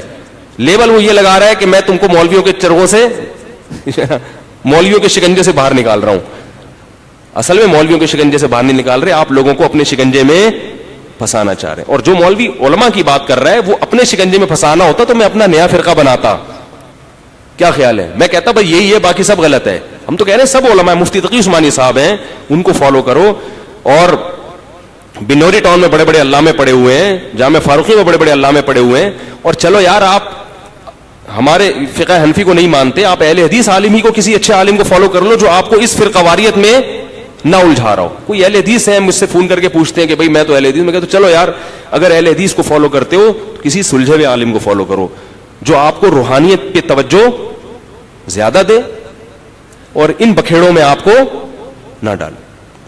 ہمارے بعض اکابر سے اہل حدیث بھی بیعت تھے اور انہوں نے کبھی ان اہل حدیثوں کو زبردستی مجبور نہیں کیا حنفی بن. ابھی چند دن پہلے کسی کا فون آیا میرے پاس, پتہ نہیں یو کے سے آیا یا امریکہ سے, اس نے بتایا کہ ہم لوگ اہل حدیث ہیں لیکن ہمارے جو والد تھے یہ وہ شیخ الحدیث مولانا زکریا رحمۃ اللہ علیہ سے بیعت تھے. تو بھائی ٹھیک ہے, ہماری رائے تو یہی ہے کہ ایک فقہ کو فالو کرو, اس میں عافیت زیادہ ہے. لیکن یہ رائے بھی ہم مسلط نہیں کر سکتے بھائی, ٹھیک ہے, کسی کے سمجھ میں آئے ٹھیک ہے, نہیں آئی تو اب یہ تو نہیں کہ ہم اس کو زبردستی مسلط کریں گے. تو اگر اسلام کی بیسک میں وہ ہمارے ساتھ متفق ہے, نماز پڑھتا ہے, روزے رکھتا ہے, زکوٰۃ دیتا ہے, امت کو فرقہ واریت میں نہیں الجھاتا, ٹھیک ہے, کوئی مسئلہ نہیں. سمجھ رہے کہ نہیں سمجھ رہے؟ یہ ہو گیا بھائی. حدیث میں آتا ہے کہ نبی نے 4 لکیریں کھینچ کر ان 4 راستوں کو, یعنی حنفی, شافعی, مالکی, ہم, یہ پھر وہی سوال آ گیا, حنبلی مقلدین کے راستوں کو شیطان کا راستہ بتایا ہے. استغفر اللہ. کیا یہ حدیث صحیح ہے؟ کیا اس کا یہ معنی ہے؟ یہ معنی ہرگز نہیں ہے اس کا, کیونکہ فروعی مسائل میں اختلاف کو اگر یہ ہوتا تو یہ تو میں نے بتایا صحابہ میں بھی اختلاف تھا نا, تو اس کا مطلب وہ صراط مستقیم سے گویا ہٹ گئے تھے. تو اس سے مراد ہے کہ اسلام کا جو ایک بیسک ہے کہ اصل کیا ہے, قرآن اور سنت اور اجماع امت, اجماع صحابہ بھی اجماع امت بھی, یہ بیسک ہیں, یہ اصول ہے ہمارے. ان اصول سے اگر کوئی ہٹے گا, اب لوگ یہ بھی کہتے ہیں کہ جب تمہاری اصل قرآن و سنت ہے تو اس میں امام حنیفہ کہاں سے آ گئے؟ تو امام ابو حنیفہ کی اصل کیا تھی؟ قرآن و سنت تھی. تو جب ابو حنیفہ کو فالو کرے گا وہ قرآن و سنت ہی کو فالو کرنے والا کہلائے گا, کیونکہ انہوں نے جو مسائل مستنبط کیے کس اصول کی بیس پر؟ امام حنیفہ کا صاف مقولہ مذکور ہے اصول فقہ کی کتابوں میں, ان کا قول ہے کہ میں سب سے پہلے مسئلہ کہاں سے نکالتا ہوں؟ قرآن سے. وہاں سے نہ ملے تو حدیث سے, پھر بھی نہ ملے تو دیکھتا ہوں صحابہ کا اجماع کس چیز پر ہے, پھر بھی نہ ملے تو صحابہ کے فتاوی صحابی کے فتوے کو ترجیح دیتا ہوں, پھر بھی نہ ملے تو پھر فرمایا میں اس کے صحابی کے بعد کسی کو فالو نہیں کرتا. کیوں؟ الفاظ بڑے دلچسپ ہیں. فرمایا ہم رجال ونحر رجال, کیونکہ وہ اگر مرد ہیں تو ہم بھی مرد ہیں. یعنی وہ اگر تحقیق کرنا جانتے ہیں تو ہم بھی تحقیق کرنا جانتے ہیں. ہماری اپنی ایک رائے ہوتی ہے. نہیں آ رہی بات میرا خیال ہے. تو جب انہوں نے یہ ایک اصول ہے تو یہی شریعت کا اصول ہے. اس اصول پر اگر وہ مسئلہ نکلا ہوگا تو اس میں ابو حنیفہ کو فالو کرنا, قرآن و سنت ہی کو فالو کرنا, بولو بھائی, کہلائے گا. ہاں یہ ہے کہ آپ براہ راست فالو نہیں کر رہے, کسی کی رہنمائی میں فالو کر رہے ہیں آپ. تو ایک آدمی جس میں براہ راست فالو کرنے کی استطاعت نہیں ہے کیونکہ اس کو پورا قرآن و حدیث آتا نہیں ہے, اس کو صحیح حدیثوں کی پوری طرح خود سے تحقیق ہے نہیں, اس نے تقلید ہی کرنی ہے, تو پھر بہتر نہیں ہے کہ کسی مجتہد کی تقلید کر لے. وہ پورا قرآن اور سنت آتا نہیں ہے, پھر اس میں وہ سمجھنے کی فہم صلاحیت بھی ہونی چاہیے, وہ بھی نہیں ہے, تو پھر ڈائریکٹ فالو کرے گا. یہ ایسے ہے جیسے آپ کو حیدرآباد کا راستہ خود سے نہیں آتا اور ایسی بس کو بھی فالو نہیں کر رہے آپ کہ جو حیدرآباد جا رہی ہو, اور نہ خود آپ کو راستہ پتا ہے, تو پھر منہ اٹھا کے جدھر جاؤ گے یہی ہوگا, پھر کبھی ادھر نکل جاؤ گے, کبھی ادھر نکل جاؤ گے, پھر جس جگہ جاؤ گے اس کو حیدرآباد قرار دے دو گے آپ اپنی شرمندگی کو چھپانے کے لیے. وہ حیدرآباد نہیں ہوگا, وہ آپ کی غلطی ہوگی جس کو حیدرآباد قرار دے دو گے آپ. تو یہی ہو رہا ہے آج کل. نئے نئے مجتہدین ہیں, اوٹ پٹانگ تحقیقات ہوتی ہیں, ریسرچ نہیں ہوتی. جو ریسرچ یہ نکالتے ہیں اس پہ اسلام کا اور قرآن و سنت کا لیبل, بولو بھائی, لگا دیتے ہیں, حالانکہ وہ قرآن و سنت نہیں ہوتا, وہ ان کی اپنی یا تو ٹھڑک نکال رہے ہوتے ہیں کسی حنفی سے دشمنی میں, یا کسی اہل حدیث, دیوبندیوں میں بھی ہے یہ, بعض دیوبندی میں نے ایسے دیکھے ہیں, حق بات پتہ چل گئی ان کو پتہ چل گیا یہ قرآن و سنت کا راستہ ہے, ان کو پتہ چل گیا کہ یہ امام حنیفہ کا قول بھی نہیں ہے, کچھ بھی نہیں ہے, لیکن چونکہ حضرت دامت برکاتہم نے یوں ارشاد فرما کے دنیا سے چلے گئے تھے, لہذا اب اس سے رجوع نہیں کرنا. کیوں رجوع نہیں کرنا؟ کہ یہ تو اہل حدیث کہتے ہیں. تو بھائی اگر اہل حدیث کوئی صحیح بات کہہ رہا ہے تو آپ مان لو اس کو, صرف اس بیس پہ نہیں مان رہا کہ میرے حضرت جی دامت برکاتہم کی یہ رائے. اب دلائل کیا, علماء کے اقوال پیش کر دو. میں نے ایک صاحب سے کہا کہ بھئی یہ فقہ حنفی بھی نہیں ہے نہ قرآن و سنت ہے, تو وہ کہنے لگے نہیں یہ تو حضرت دامت برکاتہم. میں نے کہا بھائی اللہ کے بندو, حضرت دامت برکاتہم سے جو دوسرے والے دامت برکاتہم تھے وہ حضرت سے بڑے والے برکاتہم تھے, ان کا یہ قول ان کا بھی اس کے خلاف ہے. نہیں, تو یہ بھی اندھی تقلید ہے, اور یہ ہر فرقے میں ہوتے ہیں. دیوبندی بھی سارے دودھ سے دھلے ہوئے بولو بھائی نہیں ہے, ہر قوم میں اچھے بھی ہوتے ہیں, ہر قوم میں برے بھی ہوتے ہیں. تو معتدل علماء جو صحیح شریعت کو فالو کرتے ہیں, اور ہمارے جتنے اکابر تھے جہاں تک میری معلومات ہیں ان میں سے کوئی بھی متعصب نہیں تھا. غلطی کا پتہ چلتا تھا الحمدللہ, جن کو میں جانتا ہوں جن سے میرا تعلق ہے فوراً رجوع کرتے تھے. حضرت مولانا شیخ تھانوی رحمہ اللہ تعالیٰ تھے, جب کوئی غلطی بتاتا فوراً ثابت کر دیتا فوراً. کئی معاملات ان کے ایسے تھے جو 60-70 سال سے چلے آ رہے تھے ان کے معاملات. کسی نے بتایا کہ یہ آپ کا یہ معمول حدیث کے خلاف ہے, حدیث پیش کی, فوراً انہوں نے رجوع کا اعلان کر دیا, چھوڑ دیا فوراً. حالانکہ وہ حدیث سند کے لحاظ سے کمزور بھی تھی. انہوں نے کہا کوئی بات نہیں, میری رائے پر میں ضعیف حدیث کو, ایسے بھی واقعات ہیں. لیکن بعض لوگ کیا کرتے ہیں کہ وہ انا کا مسئلہ بنا لیتے ہیں اور وہ ڈٹ جاتے ہیں اپنی بات پر. اب ایک حدیث, اب یہ جو ہے وہ بھی سومی غدین نویت من شہر رمضان. اب ہمارے بعض اکابر نے کتابوں میں لکھ دیا کہ صبح سحری کی دعا کیا ہے, وہ بھی سومی غدین نویت من شہر رمضان. تو انہوں نے ویسے ہی لکھ دیا کہ عربی زبان میں نیت ہوگی, دل میں ہوگی تو برکت ہو جائے گی. تو اس کا دفاع کرنے کی کیا ضرورت ہے؟ یہ کون سی کوئی قرآن ہے, یہ حدیث ہے, ٹھیک ہے نا. اگر کوئی کہتا ہے یہ صحیح نہیں ہے, ثابت نہیں ہے, تو ہاں بھائی ثابت نہیں ہے. نیت دل کے ارادے کا نام ہے, اور اگر زبان سے بھی کوئی نیت کر لے تو سنت نہ سمجھے تو بدعت نہیں ہے. لیکن زبان سے بھی کرنی ہے تو منہ سے بول دینا روزہ ہے آج میرا. اب بولتے بولنے کی ضرورت کیا ہے, جب صبح اٹھا ہے تو کیا کرنے کے لیے اٹھا ہے بھائی تو. لیکن آپ دیکھیں اس پہ بھی مناظرے ملیں گے آپ کو, وہ بھی سومی غدین نویتو کو ثابت کرنے کے لیے. چھوڑو, کیا ضرورت ہے ان فضول سی اتنی سی چیز کو لے کے آپ ایک, بس ٹھیک ہے نہیں مانتا یار نہ مان, ہم کون سا, یہ کوئی کون سا اسلام میں اس کی بہت بڑی اہمیت ہے. تو ایسا بھی ہوتا ہے. تو اسی وجہ سے پھر کیا ہوتا ہے, آپس میں اختلاف بڑھتا ہے. اس وقت امت کو بڑے مسائل کی, ہاں بدعات, شرک, جو بنیادی چیزیں ہیں جن میں مجتہدین کا اختلاف نہیں ہے, ان کو فوکس کرنا چاہیے. ان کو بھی محبت سے, تن سے نہیں. میرا 12 ربیع الاول پہ کئی سال پہلے بیان ہوا تھا, ایک گرین چینل والے نے وہ بیان سنا, بہت مدلل بیان ہوا. وہ آڈیو بیان ہوتے تھے, ویڈیو نہیں. اس میں نے بڑے دلائل دیے, آخر میں آ کے ایک طنز کر دیا. جب وہ طنز کیا تو بعد میں مجھے افسوس ہوا کہ یار ایک علمی بات کو علمی ہی رکھنا چاہیے تھا. اس طنز کا یہ نقصان ہوا کہ میرے پاس رپورٹیں آئیں. ایک صاحب نے کہا کہ گرین والے کو آپ کا بیان سنا رہا تھا, اس نے پورا بیان سنا, ایسا خاندانی بیان ہے زبردست. آخر میں جو طنز آ گیا نا, اس سے پورا بیان کیا ہو گیا, وہ تیش میں آ گیا. بولے یار ہم لوگ ایسے ہیں, ٹھیک ہے نا.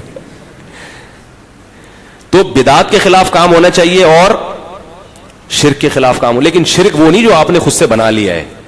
فضائل صدقات شرک نہیں ہے, فضائل اعمال شرک نہیں ہے. یہ بھی بات چل پڑی تو بتا دوں, میں نے فضائل صدقات اور فضائل اعمال کے دفاع میں ایک بیان کیا ہے. وہ بیان میں نے یہ بات بتایا ہے, یہ صرف یہ پوری مدلل دلائل سے ثابت کی ہے کہ اس میں شرک نہیں ہے. جن واقعات کو آپ شرک قرار دے رہے ہو یہ شرک نہیں ہے, یہ از قبیل کرامات ہیں. ان پر اگر اشکال ہوتا ہے تو اتنا ہوتا ہے کہ آپ کی رائے میں یہ مستند نہیں ہے. شیخ الحدیث مولانا زکریا رحمۃ اللہ کا خیال تھا کہ یہ مستند واقعات ہیں. آئی بات, واقعات سے اتفاق نہیں ہے تو وہ نہ نقل کرے. اور دوسرا, جو فضائل اعمال پہ اعتراض کر رہا ہے کہ یہ واقعہ شرک ہے, تو فضائل اعمال میں وہ خود سے نہیں لکھا گیا, کسی کتاب کا حوالہ دیا گیا ہے. تو اصل کلپ اس کتاب کے مصنف کے خلاف بننا چاہیے. لیکن وہ کتاب عربوں کی لکھی ہوئی ہے, بہت ساری کتابیں بڑے بڑے بزرگان دین کی ہیں, ان کے خلاف توصیف الرحمان صاحب کے لیے. بھائی اصل تو فضائل صدقات میں وہ واقعہ کسی کتاب سے لیا ہوتا ہے نا, تو اس کتاب کے خلاف کلپ بننا چاہیے نا. لیکن اس کے خلاف کلپ اس کو مشرک نہیں قرار دیں گے, کیونکہ اس کو اگر مشرک قرار دے دیا تو سعودی عرب میں داخلہ بند. تو میں نے یہ ثابت کیا تھا کہ اعتراض کرنے والوں میں اخلاص نہیں ہے. اس پہ لوگوں نے کہا کہ مفتی صاحب نے فرض کیا ہوا ہے کہ فضائل اعمال کا دفاع کرنا ہی ہے. بھائی فرض نہیں کیا ہوا, ہم اس ٹریک سے آپ کو ہٹانا چاہتے ہیں کہ ان واقعات کی بنیاد پر اگر فضائل پر شرک قرار دو گے تو صرف شیخ الحدیث کی ذات مجروح نہیں ہوگی, آپ کی تاریخ میں بڑے بڑے علامے, بڑے بڑے بزرگان دین وہ کیا ہو جائیں گے, مشرک ہو جائیں گے. اس کی میں ایک مثال دیتا ہوں. آج ہم نے بلایا تھا کل ڈاکٹر ذیشان صاحب ہے نا, بڑے مشہور پی ایچ ڈی کیا ہوا ہے امریکہ سے, انہوں نے بڑے دیندار آدمی ہے, ورک شاپ میں ان کا بھی ہم نے کچھ لیکچر رکھا تھا. انہوں نے بڑی پیاری بات کی. انہوں نے کہا کہ یورپ جو آپ کی ذہن سازی کر رہا ہے, جو اسکول مغربی طرز پہ چل رہے ہیں, وہ ذہن سازی کیا کر رہے ہیں, بچوں سے نا اس کے باپ پر اعتراضات کرواتے ہیں, ابا پر, باپ کا احترام نکالتے ہیں. کیوں؟ اس لیے کہ جب ابا کا احترام نکلے گا تو کچھ دنوں کے بعد ان کے لیے اللہ اس کے رسول کا احترام بھی, لیکن ڈائریکٹ اللہ اس کے رسول کے خلاف ابھی لے کے گئے تو مسئلہ خراب ہوگا. پہلے باپ ماں اور ماں کا احترام نکالو, ان کی فرما برداری سے ہٹاؤ, پھر مذہب کی قیدوں سے بھی یہ کیا ہو جائیں گے, نکل جائیں گے. تو ہم دفاع اس لیے کر رہے ہیں کہ اگر آپ نے اس ٹریک پہ نہ ہٹے تو آج شیخ الحدیث کی ذات پہ کیچڑ اچھالا ہے تو کل بڑے بڑے بزرگان دین پر, پھر امام بخاری پر بھی اچھلے گا, کیونکہ ایسا دنیا میں کوئی بھی نہیں تاریخ میں گزرا جس پر انگلیاں نہ اٹھی. صرف کہا جاتا ہے کہ عبداللہ بن مبارک ایک ایسے محدث گزرے جن پر کوئی جرح نہیں ملتی, ورنہ ہر کی گئی ہے. تو ذہن سازی ہوتے ہوتے کل آپ امام حنیفہ تک بات رکے گی نہیں. یہ انجینئر کو دیکھو نا, صحابہ کو بھی برا یہاں تک ایسے ہی تھوڑی پہنچ گیا. پہلے اس نے شیخ الحدیث مولانا زکریا کی شان میں گستاخی کی ہوگی, پھر مولانا تھانوی کو برا بلا کہا, اس سے ضمیر آہستہ آہستہ کیا ہوا, مردہ ہونا شروع ہوا. پھر ہوتے ہوتے ہوتے ہوتے صحابہ تک آ گیا. اور اس کی جو اولادیں ہوں گی, ابھی تو یہ صرف حضرت معاویہ کو برا بلا کہہ رہا ہے, اس کی اولادیں حضرت ابو بکر, حضرت عمر کو بھی برا بلا بولو. استاذ نے پیش گوئی کر دی تھی کہ یہ بہت بڑا فتنہ ہے. حافظ زبیر علی زئی جو ہے نا اس کے استاذ تھے, جو اہل حدیث کے, وہ بھی ماشاءاللہ بہت بڑے فتنے تھے. اہل حدیث میں سارے علماء فتنہ نہیں ہے, لیکن زبیر علی زئی بہت بڑا فتنہ تھا. میں نے اس کی کتابیں پڑھی ہیں, اس کی کتابوں میں بہت جھوٹ میں نے خود پکڑا ہے. عربی عبارات کے ترجمے غلط کیے ہوئے اس نے, لیکن عوام کہتی ہے مدلل تحریر ہے. میرا ارادہ تھا میں اس کی کتابیں لے کر آیا, میں نے کہا میں ان کو پڑھتا ہوں, کوئی بات ملی تو پڑھوں گا ورنہ جواب لکھوں گا. لیکن میں نے کہا یہ آدمی خائن ہے, جھوٹ کے جوابات نہیں ہوتے, کیا کیا باتیں پکڑ کے یعنی اس کی آدمی کرے. تو وہ مجھے اندازہ ہو گیا کہ بندہ ہی کرپٹ ہے. پتہ نہیں لوگ اس کو کیوں فالو. میں یہ نہیں کہہ رہا اہل حدیث میں سارے علماء کرپٹ ہوتے ہیں, یہ مطلب میرا ہرگز نہیں ہے, کسی کے مسلک پہ نہیں. جیسے دیوبندیوں میں بعض لوگ کرپٹ ہیں, ایسے ہی اہل حدیث میں بھی بعض علماء کرپٹ ہیں, جو امت کو باقاعدہ ایک سوچی سمجھی سازش کے تحت فرقواریت کی آگ میں الجھا رہے ہیں, تحریروں میں خیانت کرتے ہیں وہ. تو زبیر علی زئی نے انجینئر کے بارے میں کہہ دیا تھا کہ یہ بندہ کیا ہے, تو سوچو جس فتنے نے فتنے کے بارے میں کہہ دیا ہو تو وہ کیا ہوگا, سمجھ رہے ہو. تو آج حضرت معاویہ کو کہا ہے, تو کل آگے جو اس کے شاگرد ہوں گے جب منہ پھٹ کریں گے, یار یہ عثمان نے کیوں نہیں جو ہے وہ خوارج کے سے مذاکرات کی, اور یہ حضرت عثمان نے کیوں نہیں کیا. اصل فتنہ تو حضرت عثمان کے دور سے شروع ہوا نا. پھر ابو بکر پہ بھی اشکالات ہوں گے, یار وہ حضرت فاطمہ کی سنائے وراثت کھا گئے تھے, معاذ اللہ.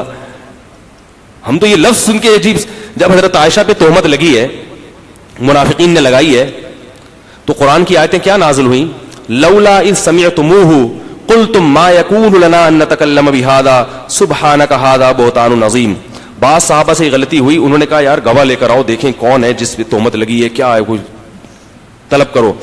اللہ نے فرمایا کہ ایسا کیوں نہیں ہوا کہ جب تم نے یہ خبر سنی, سنتے ہی کیوں نہیں کہہ دیا کہ سبحانک ھذا بہتان عظیم. امی عائشہ پیغمبر کی زوجہ ایسی نہیں ہو سکتی, اس خبر کو ہم سننے کے لیے تیار نہیں ہے. حضرت عمر لگانا, حضرت عائشہ پہ تہمت لگی, انہوں نے فوراً یہ کہا سبحانک ھذا بہتان عظیم, اے اللہ تو ہر عیب سے پاک ہے, یہ میری روحانی ماں عائشہ پر بہت بڑا الزام نہیں ہو سکتی. بعد میں حضرت عمر نازل ہو گیا, اللہ نے صحابہ کو تنبیہ کی کہ بھائی تم نے جب یہ سنا تھا, یہ کیسے ممکن ہے کہ معاذ اللہ ایک معاذ اللہ نقل کفر, یہ تو میں منہ سے نکالتے ہوئے بھی ڈر لگ رہا ہے کہ کسی عورت سے بدکاری ہو اور اللہ اس کو نبی کی. یاد رکھو انبیاء کی بیویاں غیر مسلم تو ہو سکتی ہیں, بدکار نہیں. نوح علیہ السلام کی بیوی غیر مسلم تھی, بدکار نہیں تھی, کیونکہ اللہ انبیاء کی بیویوں کو اس عیب سے بچاتے ہیں, کیونکہ یہ نبی کی ذات پہ کیا ہے بہت بڑا, لوگ انگلیاں اٹھائیں گے ابے اس کی تو بیوی ایسی, اس کی تو بیوی ایسی, یہ تو اپنے گھر کی حفاظت نہیں کر سکا. غیر مسلم ہونے کا تعلق نظریے سے ہے, آپ کسی کا نظریہ بدل نہیں سکتے, لیکن بدکار ہونے کا تعلق عمل سے ہے. اور بدکاری ہر مذہب میں بری سمجھی جاتی ہے. کس خاص طور پہ کوئی میرڈ عورت ہو وہ بدکاری کرے, اس کو یہودی بھی برا سمجھتے ہیں, عیسائی بھی, تو یہ بہت بڑا الزام ہے. تو اس لیے اللہ نے کیا فرمایا, تم نے یہ کیوں نہیں کہہ دیا کہ سبحانک ھذا بہتان عظیم. تو یہ بدتمیزی والی صفت جو ہے نا آہستہ آہستہ کیا ہوتی ہے, پھیلتی ہے. تو آگے جو اس کے شاگرد ہوں گے وہ ان کی تحقیق اس سے بھی آگے ہوگی, پھر پیغمبروں پر بھی. اور ایسے لوگ میں نے دیکھا ہے جو اس طرح کی ٹریک پہ چلتے ہیں, قادیانی ہو جاتے ہیں, منکرین حدیث بن جاتے ہیں, اور کچھ بالکل کیا ہو جاتے ہیں, لا مذہب ہو جاتے ہیں. تو اپنے آپ کو ان فضولیات سے بولو بھائی بچا کے رکھو, تمام دوائیں بچوں کی پہنچ سے دور رکھو. چلو بھائی, لفظ تقلید قلادہ سے نکلا ہے. کیا قلادہ کے معنی گلے میں پٹا ڈالنے کے؟ لغت میں تقلید جسے بھی کہتے ہوں, اصطلاح میں کسے کہا جائے گا؟ ٹرم اصطلاح میں کہتے ہیں کسی مجتہد کی بات اعتماد کی بنیاد پہ اس کو فالو کرنا اور دلیل کا مطالبہ نہ کرنا. یہ نہیں کہ بغیر دلیل پیچھے چلنا. جیسے کوئی مجھ سے مسئلہ پوچھے کہ یہ جائز ہے ناجائز, میں نے بتا دیا جائز ہے, اب وہ کہہ رہے یار مفتی صاحب ہیں تو صحیح بتا رہے ہوں گے. اس بیس پر اگر آپ کو مفتی پر اعتماد ہے تو آپ اس کی بات بلا دلیل لیتے ہو, تو یہ کیا عمل کہلاتا ہے؟ تقلید. تو یہ تو سب کر رہے ہیں.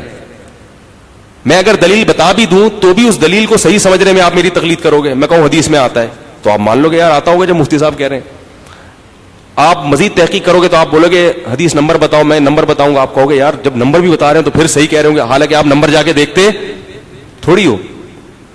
اور اگر نمبر جا کے بھی دیکھ لو تو امام بخاری کی تقلید کر رہے ہو. امام بخاری نے یہ واقعہ بیان کیا ہے, یار ہم نے تو نہ امام بخاری کو دیکھا. تو اندھی تقلید کیا ہے کہ جس پر اعتماد نہیں ہے یا جس کا غلط ہونا دلائل سے ثابت ہے اس کی بات ماننا, یہ اندھی تقلید ہے. اور جس کا برحق ہونا دلائل سے یا قرائن سے ثابت ہو جائے, قرائن سے بھی بعض دفعہ ثابت ہوتا ہے, تو اس کی تقلید پھر اندھی تقلید نہیں کہلاتی. اس پر کہنے کے لیے اور بھی بہت کچھ ہے, وقت نہیں ہے ابھی. اس پر لوگ کہہ رہے ہیں کہ اچھا مجتہد کی تقلید کو تقلید کہتے ہیں, تو یہ مفتی صاحب کی تقلید کہاں سے ہو گئی؟ یہ تو مجتہد نہیں ہے, تو خود کہہ رہے ہیں مقلد ہیں. تو مقلد کی کہنے کو بولتے چلے جاؤ نا, صبح تک اشکال جواب چلتا چلا جائے گا. انسان کے بچے بن کے زندگی گزار لو تمیز سے. اس کا جواب ہے میرے پاس, مگر میں دوں گا, پھر ایک اشکال ہوگا, پھر اس کا جواب, پھر اشکال, پھر اس کا جواب. الحمدللہ اللہ نے ٹوٹا پھوٹا اتنا علم دیا ہے کہ آپ کے ہر اشکال کا مدلل جواب میں الحمدللہ تقلید پر جو بھی اعتراض ہوگا اس کا مدلل جواب میں انشاءاللہ دے دوں گا, بڑا خاندانی جواب. آئی بات سمجھ میں؟ لیکن پھر ہمارا پورا جو مضمون ہے آج کا وہ اسی پر چلا جائے گا, اور میں مختلف مجالس میں یہ جوابات دے بھی چکا ہوں. معلوم یہ کرنا ہے کہ ٹرینڈز یہ کیا ہے کے بارے میں اسلام کیا رہنمائی کرتا ہے, قرآن و حدیث میں ان کا کیا حل ہے. ٹرینڈ پتہ نہیں کیا لکھا ہے یار. بھائی نے کسی مفتی صاحب سے پوچھا ہے کہ مرنے کے بعد اپنی بیوی کا چہرہ نہیں دیکھ سکتے. دیکھ سکتے ہیں یار, مرنے کے بعد بیوی دیکھ سکتے ہیں. سمندری مخلوق کے حلال اور حرام کے بارے میں وضاحت فرما دیں. میں ملیشیا میں نوکری کرتا ہوں, وہاں شافعی مسلک کو فالو کیا جاتا ہے. اس کے مطابق سمندری حیات حلال ہے, مثلاً کیکڑے, جھینگے وغیرہ. وقت ہے, یعنی مطلب ہے کہ آپ بور تھک تو نہیں گئے, تھکے نہیں ہیں تو میں اس کا مدلل جواب دے دوں, ورنہ میں مختصر جواب دوں پھر آپ کو تقلید کرنی پڑے گی. ٹھیک ہے, مدلل جواب دے دیتا ہوں. امام ابو حنیفہ رحمہ اللہ تعالی کے نزدیک سمندر کی صرف مچھلی حلال ہے, مچھلی کے علاوہ کوئی مخلوق حلال بولو بھائی نہیں. اس پر بھی فتنہ پرست لوگ جو معتدل علماء ہیں جن کو امام صاحب سے اختلاف رائے, وہ اعتدال سے بتاتے ہیں ہماری رائے یہ ہے, امام حنیفہ کی رائے یہ ہے, ہم اس سے اتفاق نہیں کرتے, ہمارا مذہب یہ ہے, وہ بھی مجتہد ہم بھی مجتہد, ختم. ٹھیک ہے نا. لیکن جو طنز والے لوگ ہیں نا, وہ اس کلپ کو میں نے اگر مدلل بیان نہیں کیا تو ان کے میسج آنا شروع ہو جائیں گے کہ یہ قرآن و حدیث, امام حنیفہ کو قرآن و حدیث کا پتہ تھا نہیں اور یہ اندھے مقلد ہیں. تو میں بتاتا ہوں اس مسئلے میں امام حنیفہ کی دلیل بہت زیادہ بولو بھائی مضبوط. جو حضرات کہتے ہیں کہ سمندر کی تمام مخلوق حلال ہے, ان کی دلیل ہے قرآن مجید کی آیت احل لکم صید البحر وطعامہ متاعا لکم وللسیارہ, تمہارے لیے سمندر کا شکار اور اس کا کھانا حلال ہے اور مسافروں کے لیے. احل لکم صید البحر, صید البحر کیا ہے وہ آیت پوری پڑھے, احل لکم صید البحر وطعامہ متاعا لکم وللسیارہ، اس کا کھانا یہ تمہارے لیے بھی ایک نفع کی چیز ہے اور مسافروں کے لیے بھی. تو جمہور علماء امام شافعی، امام مالک اور امام احمد ابن حنبل نے اس سے استدلال کیا، اور اہل حدیث مسلک پہ بھی اسی پر عمل کیا جاتا ہے کہ اللہ نے خود کہہ دیا کہ سمندر کا کھانا تمہارے لیے کیا ہے؟ حلال ہے. وہ کہتے ہیں یہ آیت ہر قسم کی مخلوق کو شامل ہے. امام حنیفہ کی دلیل یہ ہے کہ خود قرآن ہی میں اللہ تعالیٰ کا ارشاد ہے یحل لہم الطیبات ویحرم علیہم الخبائث، نبی کی ذمہ داری ہے کہ نبی خبیث چیزوں کو حرام کر دیں گے اور طیب چیزوں کو حلال. سمندر کی اگر ہر مخلوق کو حلال قرار دے دیا جائے تو اس میں ایسا ایسا گند بھی نکلتا ہے جسے کوئی شافی مسلک والا بھی کھانے کے لیے تیار نہیں ہوگا، کیونکہ خبیث کا لفظ اللہ نے ذکر کیا، خبیث کو ڈیفائن نہیں کیا کہ خبیث سے میری مراد کیا ہے. تو اس لیے کچھ چیزیں تو ایسی ہیں جن کے خبیث ہونے میں اختلاف ہے، کچھ چیزیں ایسی ہیں جن کو یعنی طبع سلیم دیکھتے ہی کہہ دے کہ یہ کیا ہے، بھئی یہ خبیث ہے. ایک دلیل ہو گئی کہ ہر مخلوق کو آپ حلال قرار نہیں دے سکتے. دوسری بات یہ کہ قرآن میں یہ بھی آتا ہے کہ مردار تمہارے لیے، بولو بھائی، وہ کیا انما حرم علیکم المیتۃ، آؤ میں تمہیں بتاتا ہوں تم پہ کیا کیا حرام ہے. تم پر میتہ حرام ہے، کیا مطلب؟ مردار حرام ہے. تو جانور میں اصل یہ ہے کہ ذبح کیے بغیر کسی جانور کا کھانا حلال، بولو بھائی، نہیں ہے. تو اس سے میں سمندر کی تمام مخلوق، مچھلی بھی آ گئی اور تمام مردار اس میں آ گئے، کیونکہ قرآن سے پتا چل رہا ہے کہ مردار کیا ہے، بولو بھائی، حرام ہے. تو اس میں مچھلی بھی آ گئی، جھینگا بھی آ گیا، تمام مخلوق اس میں آ گئی. سمجھ رہے ہو؟ دو استثناء حدیث میں آپ صلی اللہ علیہ وسلم نے ارشاد فرمایا احلت لنا میتتان، دو مردار ایسے ہیں جو اللہ نے ہمارے لیے کیا کر دیے؟ حلال کر دیے. السمک والجراد، فرمائے ایک مچھلی اور ایک ٹڈی، ایک چھوٹا سا ایک اتنا سا پرندہ ہوتا ہے ٹڈی. تو پتا چلا کہ ہر قسم کا مردار ہمارے لیے حرام ہے. اس میں صرف محمد صلی اللہ علیہ وسلم نے دو چیزوں کو کیا کیا ہے؟ خارج کیا ہے، ایک مچھلی کو اور ایک ٹڈی کو. تو یہ بڑی مضبوط دلیل ہے امام حنیفہ کی کہ قرآن میں جو آتا ہے نا سمندر کا کھانا تمہارے لیے حلال ہے، اس سے ہر قسم کا کھانا نہیں بلکہ مچھلی مراد ہے اس سے. سمجھ میں آ رہی ہے بات؟ اور دوسری بات یہ کہ یہ جو سمندر کا شکار حلال ہے، اس آیت کا سیاق و سباق سے بھی تعلق ہے. سیاق و سباق میں احرام کی پابندیوں کو ذکر کیا جا رہا ہے. یہ بتایا جا رہا ہے کہ احرام کی حالت میں خشکی کا شکار تمہارے لیے حرام ہے مگر سمندر کا شکار تمہارے لیے حلال ہے. تو اصل میں اس کی آیت یہ بتانے کے لیے نہیں چلائی گئی کہ سمندر میں کیا کیا کھا سکتے ہو، کیا کیا نہیں کھا سکتے. یہ آیت اصل میں یہ بتانے کے لیے چلائی گئی ہے کہ احرام کی پابندیاں جو شکار سے متعلق ہیں وہ سمندری شکار پر جاری نہیں ہوتی.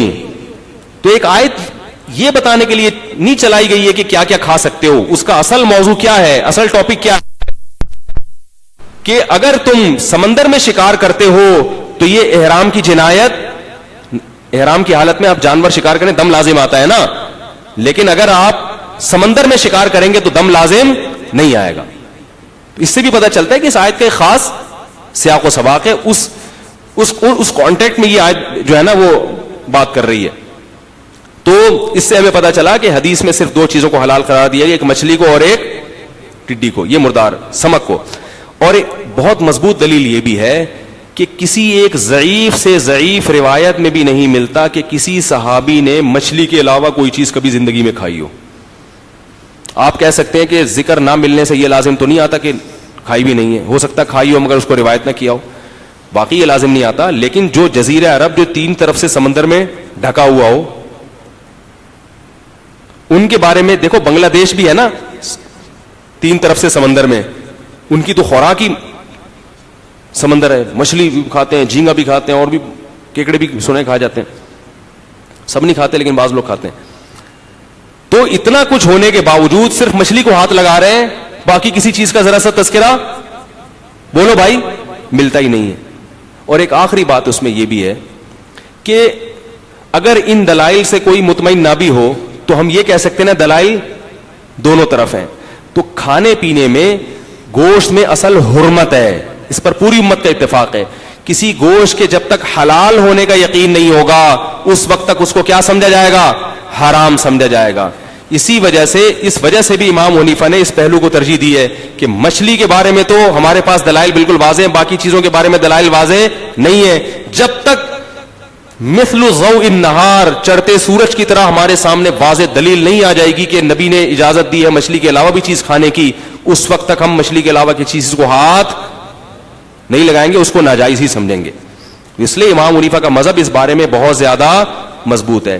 اور جھینگے کے بارے میں یاد رکھیں کہ جھینگا کسی بھی لحاظ سے مچھلی کی قسم میں داخل نہیں ہے. بعض لوگ یہ کہتے ہیں کہ حضرت اقدس حضرت مفتی محمد تقی عثمانی صاحب جھینگے کو حلال کہتے ہیں, اور واقعی وہ حلال کہتے ہیں اور کھاتے بھی ہیں. اب بعض لوگ ہم پہ یہ اشکال کرتے ہیں کہ جب وہ کھاتے ہیں تو وہ بڑے ہیں یا آپ بڑے ہیں؟ آپ کہتے ہیں جائز نہیں ہے, وہ کہتے ہیں کہ کیا ہے, جائز ہے. تو میں ان کو یہ کہتا ہوں کہ دیکھو, جھینگے کے بارے میں جو حضرت مفتی محمد تقی عثمانی صاحب کی تحقیق ہے وہ میں نے پوری مطالعہ کیا ہے اس کے بارے میں ایک بات میں عرض یہ کرنا چاہتا ہوں کہ کسی مسئلے کا تحقیق سے اگر تعلق ہو نا, ایسی تحقیق جس میں وہ اس فن کا ماہر ہو, تو اس میں تو اسی عالم کی بات کا اعتبار ہوگا. حضرت مفتی تقی عثمانی صاحب اگر یہ فرماتے نا کہ فقہ حنفی میں مچھلی کے علاوہ بھی چیزیں کھانے کی اجازت ہے اور میری یہ تحقیق ہے, تو اس میں تو ہم کہتے ہیں یار ان کا علم زیادہ ہے, یہ ہم سے زیادہ فقہ حنفی کو بھی سمجھتے ہیں, قرآن و سنت کو بھی سمجھتے ہیں, ان کا علم ہم سے زیادہ ہے. تو بھائی ہم, یعنی میں تو یہی کہتا کہ یار اگر میری رائے اس کے خلاف بھی ہوتی تو میں آپ کو اپنی رائے نہیں بتاتا, میں کہتا بھائی بڑوں کی اتباع کرو, ہم کیا ہے, اپنی ذات کی حد تک تو میں اس کو فالو کرتا, لیکن میری کیا اوقات, میں تو ان کی خاک کے برابر بھی نہیں ہوں. لیکن مسئلہ یہ ہے کہ حضرت مفتی تقی عثمانی صاحب دامت برکاتہم العالیہ یہ بات مانتے ہیں کہ فقہ حنفی میں مچھلی کے علاوہ کوئی بھی چیز حلال نہیں ہے, لیکن وہ یہ کہتے ہیں ان کی تحقیق یہ ہے کہ جھینگا مچھلی کی اقسام میں داخل ہے. جبکہ ہمارے حضرت مفتی رشید احمد صاحب رحمہ اللہ تعالیٰ فرمایا کرتے تھے کہ جھینگا کیا مچھلی کی اقسام میں داخل ہونا یا نہ ہونا اس کے لیے تحقیق کی ضرورت ہے ہی نہیں, ہے تو بداہتاً مچھلی سے خارج ہے. کیونکہ اس میں جو تحقیق ہوگی نا جھینگا مچھلی ہے یا نہیں, اس میں قرآن و سنت کی تحقیق نہیں ہوگی, اس میں ڈاکٹر بتائیں گے آپ کو کہ یہ مچھلی ہے یا, بولو بھائی. اب اس میں ڈاکٹر کی رائے کا اعتبار ہوگا, اس میں حضرت مفتی تقی عثمانی صاحب کی رائے کا اعتبار, کیونکہ اس فن میں ماہر کون ہوتے ہیں, ڈاکٹر ہوتے ہیں. اب یہ حقیقت حضرت مفتی تقی صاحب بھی مانتے ہیں, انہوں نے بھی لکھا ہے کہ ڈاکٹروں کی رائے کا اعتبار ہوتا ہے, لیکن انہوں نے ایک بات لکھی ہے کہ اگر اہل لغت شے کو مچھلی سمجھتے ہیں تو پھر ہمیں اس میں سائنسی تحقیقات پر اعتبار نہیں کرنا, بلکہ اہل لغت کو ہم نے کیا کرنی ہے, ترجیح دینی ہے. تو انہوں نے پھر یہ لکھا ہے کہ لغت کی جتنی کتابیں ہیں اس میں جھینگے کو مچھلی قرار دیا گیا ہے. یعنی ڈکشنری میں ہم جب دیکھتے ہیں تو جھینگا مچھلی, جھینگا مچھلی, جھینگا مچھلی. بات آ رہی ہے سمجھ میں, نہیں آ رہی میرا خیال ہے. اس کا جواب یہ ہے, حضرت مفتی رشید احمد صاحب رحمہ اللہ جو حضرت مفتی تقی صاحب کے بھی استاد تھے, انہوں نے اس کا جواب یہ لکھا ہے کہ لغت سے استدلال اس وقت کیا جائے گا, یا اہل لغت سے استدلال اس وقت کیا جائے گا جب اہل لغت کسی شے کو وہ شے سمجھ کے اس کو وہ نام دے رہے ہوں. نہیں آ رہی بات سمجھ میں. جیسے ایک چیز ہے, ایک گھوڑا ہے, آپ کو وہ گدھا بھی لگ رہا ہے, گھوڑا بھی لگ رہا ہے, بالکل بیچ کا ہے, تو اب آپ فیصلہ کرنا مشکل ہے اس پہ گھوڑے کے حکام جاری کرو یا گدھے کے. تو آپ پبلک یا اس جہاں کا وہ مخلوق ہے ان لوگوں سے پوچھو گے یہ کیا ہے, تو وہ اگر کہیں گھوڑا ہے تو آپ گھوڑے میں داخل کر لو, وہ کہیں گدھا ہے تو آپ اس کو کیا قرار دے دو, بھائی یہ لوگ زیادہ جانتے ہیں. تو اس لیے کہ وہ اس کو گھوڑا سمجھ کے اس پہ گھوڑے کا اطلاق کر رہے ہیں. بعض چیزیں ایسی ہوتی ہیں کہ اہل لغت اس کو وہ سمجھ کے نہیں کر رہے ہوتے, محض ادنا مشابہت کی وجہ سے اس کو وہ نام دے دیتے ہیں. حضرت نے اس کی بڑی پیاری دلیل لکھی, جیسے سمندری گھوڑا. اب سمندری گھوڑے کو گھوڑا اس لیے نہیں کہا جاتا کہ یہ گھوڑا, بلکہ تھوڑی سی بھی اس کی گھوڑے سے مشابہت ہوئی نا یوں کر کے, تو اہل لغت کو اس کا کوئی نام مل نہیں رہا تھا, تو انہوں نے اس کو کیا کہنا شروع کر دیا, گھوڑا.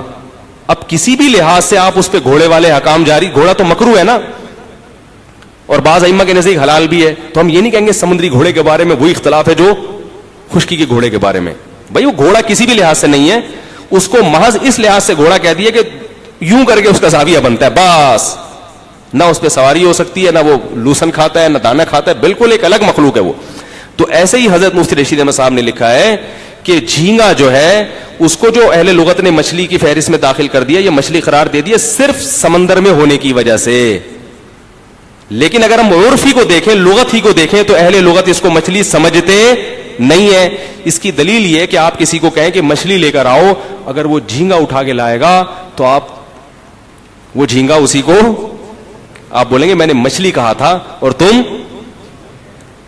جھینگا بولو گے تو مچھلی نہیں لائے گا, مچھلی بولو گے تو جھینگا نہیں لائے گا. پتا چلا کہ اہل لغت بھی اس کو مچھلی بولتے ہیں, سمجھتے بولو نا بھائی نہیں ہے.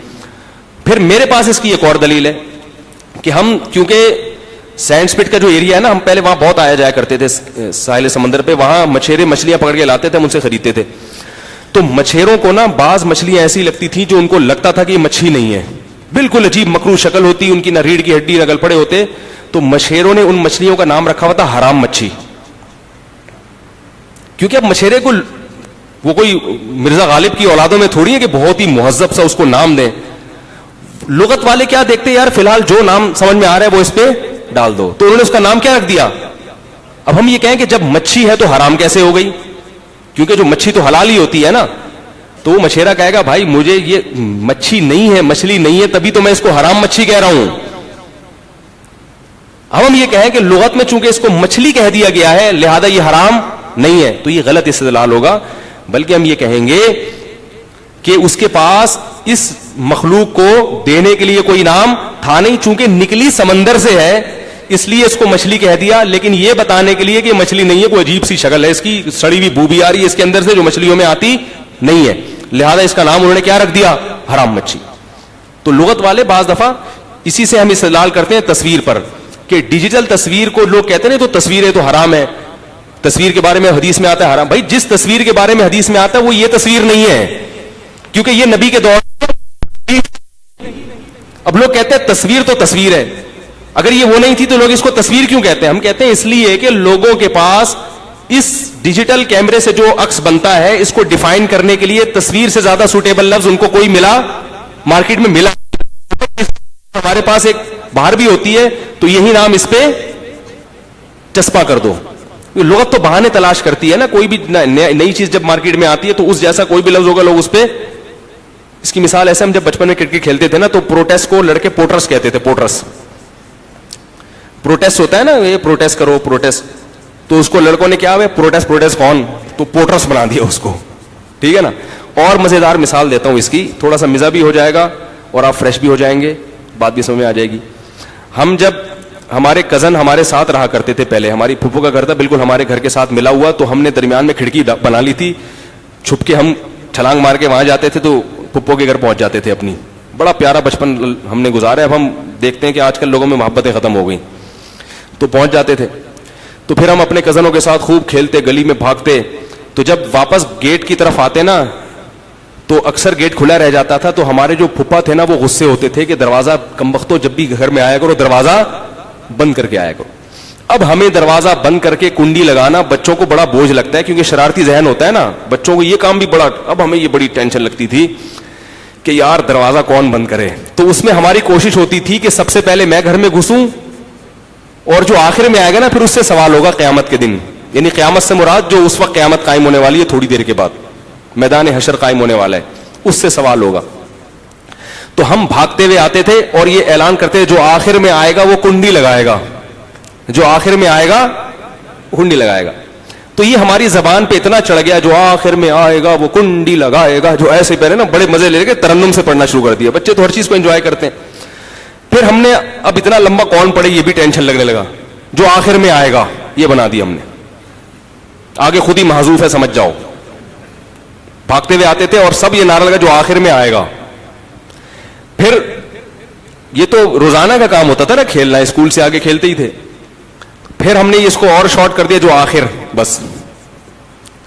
اور پھر ایک وقت آیا جو رخ, یعنی آخر کا بھی ریخ کھا لے لیا. یہ مجھے اب تک یاد ہے, اور اگر میرے کوئی کزن بیان سن رہے ہوں گے, ایک امریکہ چلے گا, ایک یہاں شاہ فیصل کالونی میں ہوتے ہیں, تو وہ ان کو یہ واقعہ اچھی طرح یاد ہوگا. اتنا رٹ گیا تھا, ہم کہتے جو رخ, بس جو رخ.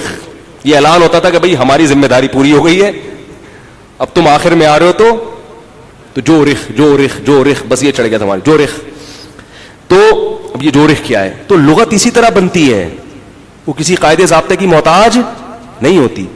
دوسری بات یہ کہ جھینگے کو کہ کچھ اعضاء اگر مچھلی سے ملتے, کچھ اعضاء اگر مچھلی سے ملتے. تو ہم کہتے کہ اہل لغت کنفیوز تھے کہ مچھلی ہے یا نہیں ہے, تو انہوں نے چونکہ مچھلی کہہ دیا تو اس کا مطلب یہ ہو سکتا ہے اس کو مچھلی سمجھ کے مچھلی کہا ہو, کیونکہ کچھ مچھلی سے مل رہا ہے اور کچھ مچھلی کے علاوہ مخلوق سے. لیکن ہم دیکھتے ہیں کہ جھینگے کا کوئی ایک پارٹ بھی ایسا نہیں ہے جو مچھلی سے کسی بھی لحاظ سے تھوڑا سا بھی میچ کر رہا ہوں. نہ اس میں گل پڑے ہیں, نہ ریڑھ کی ہڈی ہے, نہ مچھلی کی طرح تیرتا ہے, بلکہ وہ پتھروں میں بل بنا کے ایسے رہتے ہیں جیسے کیڑے رہتے ہیں.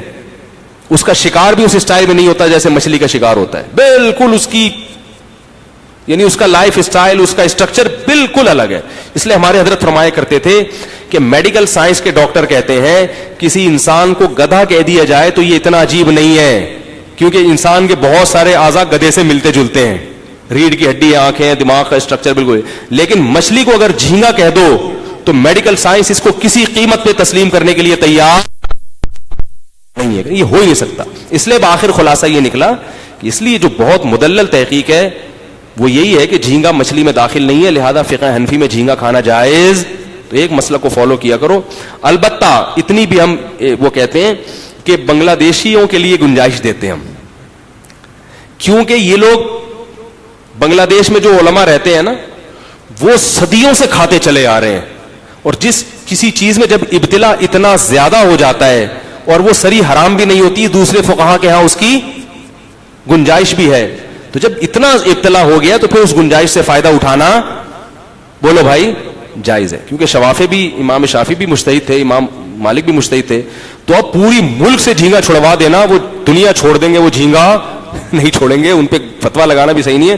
تو اس لیے میں بنگلہ دیش کے علماء سے یہ بات کہتا ہوں, جب میری ان سے کبھی بحث ہونا وہ جھینگے کو حلال کرنے کی, میں کہتا ہوں بھائی دیکھو فقہ حنفی کو تبدیل مت کرو, آپ اس مسئلے میں فقہ شافی پر عمل کر کے کھا لو, ٹھیک ہے نا, اور اس بنیاد پہ کھا لو کہ یار ہمارے باپ دادا کھاتے آئے ہیں اور اب ہمارے خون میں جتنا جھینگا شامل ہونا تھا ہو گیا ہے, لیکن دوسروں کو آپ بہرحال ترغیب نہ دو. اس لیے میں کہتا ہوں کہ جو صدیوں سے کھاتے آ رہے ہیں ان کا پورا یعنی وہ ناممکن ہو گیا ان کے لیے چھوڑنا, تو چونکہ ایسے حرام نہیں ہے مجتہدی, اور اسی وجہ سے فقہ حنفی میں جھینگے کی تجارت جائز ہے. تجارت سے جائز کہ دوسرے فقہا کے یہاں جائز ہے, تو تجارت بھی اس کی پھر کیا ہو گئی, جائز ہو گئی. تو یہ مسئلہ ہے, کافی ہو گیا یار, لوگ بھی تھک گئے ہوں گے. تو اللہ تعالیٰ ہم سب کو, باقی بھائی میری کوئی اوقات نہیں ہے حضرت مفتی تقی صاحب کے سامنے میں نے یہ اپنے دلائل نہیں, مفتی رشید احمد صاحب کے دلائل دیے ہیں.